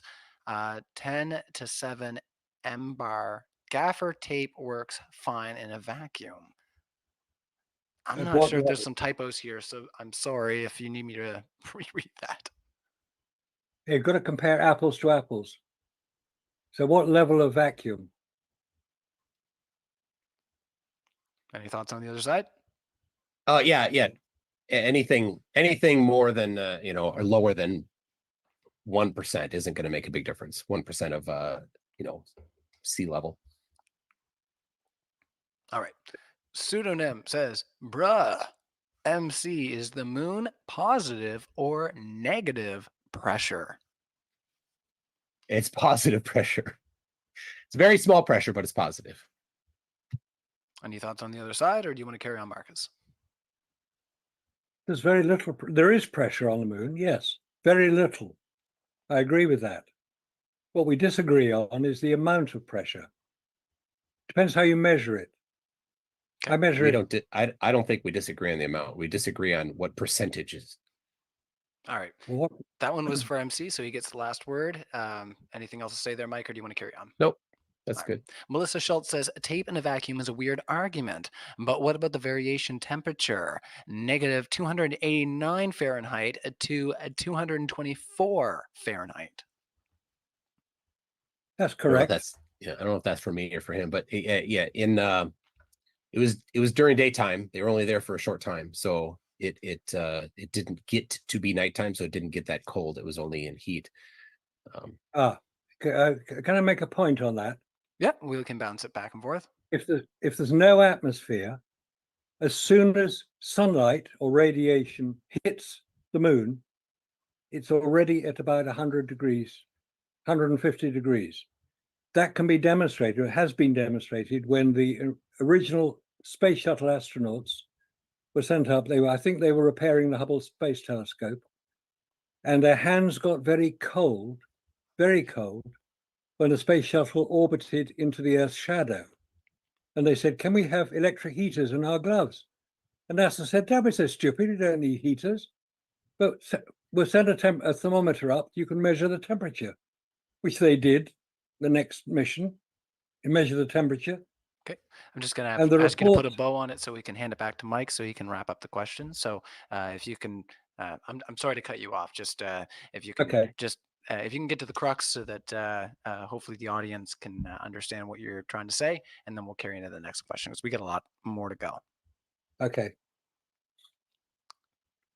So did you want to, like I say, put a bow on what you were saying and kind of get to the point of the argument? Sorry, What, Marcus. me? Yes. Yeah, okay. Yeah, and the answer was that the temperature rose by over 100 degrees within a few minutes. So you need an atmosphere to keep temperature down when the sun is rising at dawn. It's cold at dawn, it gets hotter during the day. On the moon, it's hot all the time the sun is hitting the surface and anything on the surface, which is why when a spacecraft is moving towards the moon from Earth, allegedly, it will be hot, very hot. And in a vacuum, you can't air condition it. All right, we'll hand it over to Mike to close the question out. Yeah, you can radiate heat. Yes, you Right. can. Once it's equalized. So, Done. sorry, Marcus. Well, yeah, we're giving Mike the last word on that one. Okay. So he's done. So we got a couple more questions for both of you. The pseudonym says, McToon, why do you claim Earth gets smaller and bigger from the vantage point of being on the moon when it's fixed by physics? Is the moon trampolining? I don't claim that. Why do you have to lie about me? Weird. Got a lie to flurf. Oh, All right. I think we can move on from there because pseudonym has a backup statement and says Marcus, how you got all this room to write out longer format. I don't know why they shorten it up and do all the typos. How claim people have moon rocks if not there? Do I need to extend my forehead this long, pseudonym, to read your question? How claim people have moon rocks if not there? What is Dude, wrong some people, with this? Marcus, some people don't even speak English or American in America. I've heard Right? that. Sorry. It's very sad. I'm sorry to make It's very fun. Pseudonym. sad. I'm sorry. It's It's just the way it reads. I'm sorry. I don't mean to make fun. no. Some people don't speak English in England either. Gateshead, they don't. No. All right. But we all understand it. I don't know. I thought I saw some pretty well worded questions from pseudonyms. So maybe I was just I don't know. I thought, yeah, maybe I'm in trouble now. They're going to be coming at me in live chat being like, Ryan, you a-hole. All right. Pseudonym says, did MC Toon say footprints are bigger than craters? What? Oh, wow. That guy's crazy. Dude, lay off the weed. Whatever it is that you're smoking or injecting, stop it. It's not helping you. Holy cow. You just unloaded the cannon on them. Well, there's nothing wrong with weed. Now what's going on over there? Yeah, it's probably something much stronger and illegal. Oh, there you go. Yeah, I was gonna say you got to save us. I'm Canadian. I can't stress this enough, right? sensitive. All right. So, pseudonym, thank you for your questions. Josh Garver says MC Toon has my vote. Disgusting performance from the other side. Ooh, Josh Garver not making friends tonight. Mr. E-Man says, can MC Toon name the location of the 3 parabolic radio receivers used in Australia during the Apollo 11 mission? Ooh, what a few all of them questions in here. Australia. There was, well, yeah, it was in Canberra. I don't know if there's what other ones were in Australia. There were 2 in Australia. Yeah, there's one in Spain, one in California. Yeah, that's right. And there were some ships as well. But Russia didn't have any. So they had to use the UK radio astronomy site at Jodrell Bank. Are we all in agreement? Yeah. Oh, I don't wow. know. It's not a trick question. I think it was just an informative question. Yeah. I need that. I need that big banner to come Oh, up on he the says screen, you know. Parks and Honeysuckle Creek is what we're saying in the chat here. And it was the film The Dish that featured those. Pseudonym is asking another question. He says, MC Toon, the cameraman doesn't need a spacesuit. What? I don't know what the hell he's talking about. What's he on about? I think so, Marcus. I think this guy's a flatty, and I'm just guessing. I'm not familiar with him, but he's acting like one. And flat earthers often get they don't go like, Apollo denial 101. They go like -1 billion with the most ridiculous things because they're super gullible. So they see a meme and they think it's absolute truth. So that's probably what he's seeing. Okay. All right. Hello there. All right. Thank you, Pseudonym, for your question. And thank you to both of our speakers for answering all these questions. We are at the last super chat. So this is our last call out. If you have a question, you better get it in now. Otherwise, we're going to move into closing statements shortly after we answer this question. So once again, thank you, Marcus and Mike, for having a longer conversation than what we initially planned, and also working through some of those tech issues too. That was well appreciated, and making it out here to the debate stage. So Squid Super Hulk says temperature equals average kinetic energy of matter. Questions about temp need to be contextualized based on particle density and transferability between mediums. Temperature on Earth, in space, and moon aren't the same. I think I'd agree. That's a good point. That's a good point. The lander, not the rover, is large but of metal, and only part of it is in the sun. Another part is not, and so it can radiate heat out everywhere. So without having a bit more analysis or direct measurements, you don't know what temperature it was. All right. Any thoughts over there, Marcus? Yeah. No, it's a good point to ask about temperature, and I would agree that the temperature on the moon is measured differently because there is no atmosphere on the moon, which is what regulates our temperature here on Earth. The average temperature throughout the whole planet, measured through about 60,000 stations, is just over 15 degrees centigrade. Obviously, there are hotter and colder areas, and we can survive in all of them if we got the right thing. But on the moon, the temperature is very extreme. In sunlight, it's about 150 centigrade. In darkness, on the far side of the moon, it's not the dark side of the moon. That's the Pink Floyd record. It's the far side of the moon. Or the shadow side? Shadow side. Well, because Which the moves. Earth, yeah, it rotates. The moon rotates, and it gets as much sun on all parts as it rotates. And it rotates in 29.5 days, Earth days. It rotates very slowly. We only see one face. One face of the moon faces towards Earth at all times because its orbit around Earth is exactly the same as its rotation on its own axis. All right. So it faces towards Earth at all times. Very convenient. And when we're bright enough to work out how that happened, other than tidal lock, All right. maybe we'll see that it not only does that, but it eclipses the sun precisely. All right. I don't want to cut you off there. Just that Okay. we do have one last question, or not. It's not really a question. They just said magic daytime tape. But I do want to get you guys into your closers because I know, um, I don't want to keep you here all evening, guys. So I do appreciate Mike and Marcus for being here, and you in the live chat. Whether you agree with either of our speakers tonight, you should appreciate them being here and putting their ideas on the table.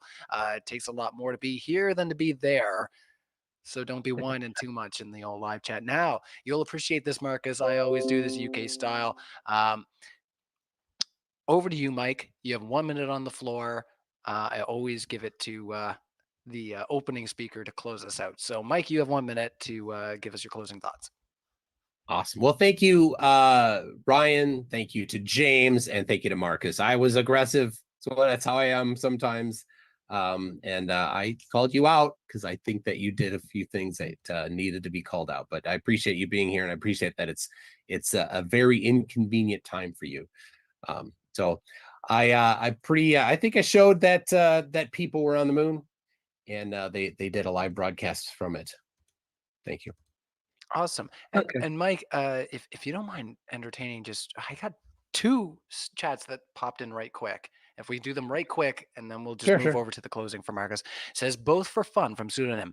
MC Toon showed a hammer and feather drop and land at the same time. Does this show gravity is the same or not? If the astronaut jumped and dropped the hammer, which falls first versus the feather? Question for both. So I'll give you the floor first, Mike. Thoughts on this one? Well, it's a little bit difficult parsing the jumping portion of it, but yeah, it does show because you can time it. It shows that the amount of time it took to fall matches a certain amount of downward acceleration, a certain amount of gravity, the amount of a downward acceleration that we don't experience here on Earth. So unless somehow it was faked, and there's evidence for it, then yeah, it was done on the moon. All right. Any thoughts on the other side? Yeah, just to say that the evidence that would be produced may not be the evidence that you would want. So it doesn't necessarily prove one thing or the other. I said about the hammer and feather drop that any halfway decent special effects director could achieve exactly that on the moon or on Earth. It's not rocket science, the corner phrase. All right. And we got one more coming in from Squid Super Hunk. He's a Squid Super Hunk guy. Earth temp is average kinetic energy of the air. What are you claiming to measure the kinetic energy of on the moon? What is the density of that? I think that's for Marcus, right? They presume what? Okay. Earth's temp. They presumably had a thermometer to measure it. I mean, you can measure direct sunlight. When we quote a temperature here on Earth, it's normally in the shade. It's not in direct sunlight. On the moon, if you measure it in direct sunlight, it will be quite hot. If you use an Earth-created thermometer. Similarly, it would be very cold if it was in the shadow. And obviously, that would affect equipment taken from Earth to the moon.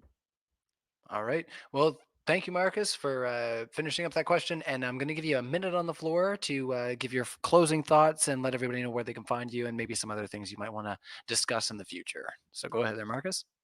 Okay. Thank you very much to James, to Ryan, and to Michael. I appreciate the effort, the time, and the energy you've put into this. And I'm sorry I was a bit late joining you, owing to my inability to operate the correct software. But we got there in the end. Oh, so yes. Thank you for coming. Hopefully it will all work out okay. I've enjoyed our discussion. I thank you, Michael. If I was a bit aggressive occasionally, I apologize. I am British after all. That's one of my failings. Some of the problems that we've discussed, I think, need to be further discussed. I don't think we've reached an end result. We've reached conclusions in certain areas. And after the amount of research I have done, I still maintain what I said right at the beginning, that Apollo was a brilliantly executed propaganda exercise to demonstrate to the world the superiority of American technology. In that, it was extremely successful. 10 seconds. Whether it was correct or not is another matter. But thank you for your attention. Thank you for listening. All right. Well, thank you both for being here. We're going to, hopefully by the time this is all completely uploaded, and of course in our podcast form, we'll have all of our speakers linked in the description if they're not already. So check them out if you appreciate what you heard this evening and would like to hear more. We're going to be back with a more modern day debate. So keep an eye out for those notifications. A big round of virtual applause to both of you. And I'm going to let our speakers go. Thanks for staying overtime, guys. We'll see you next time. All right. Thank you. Thank you.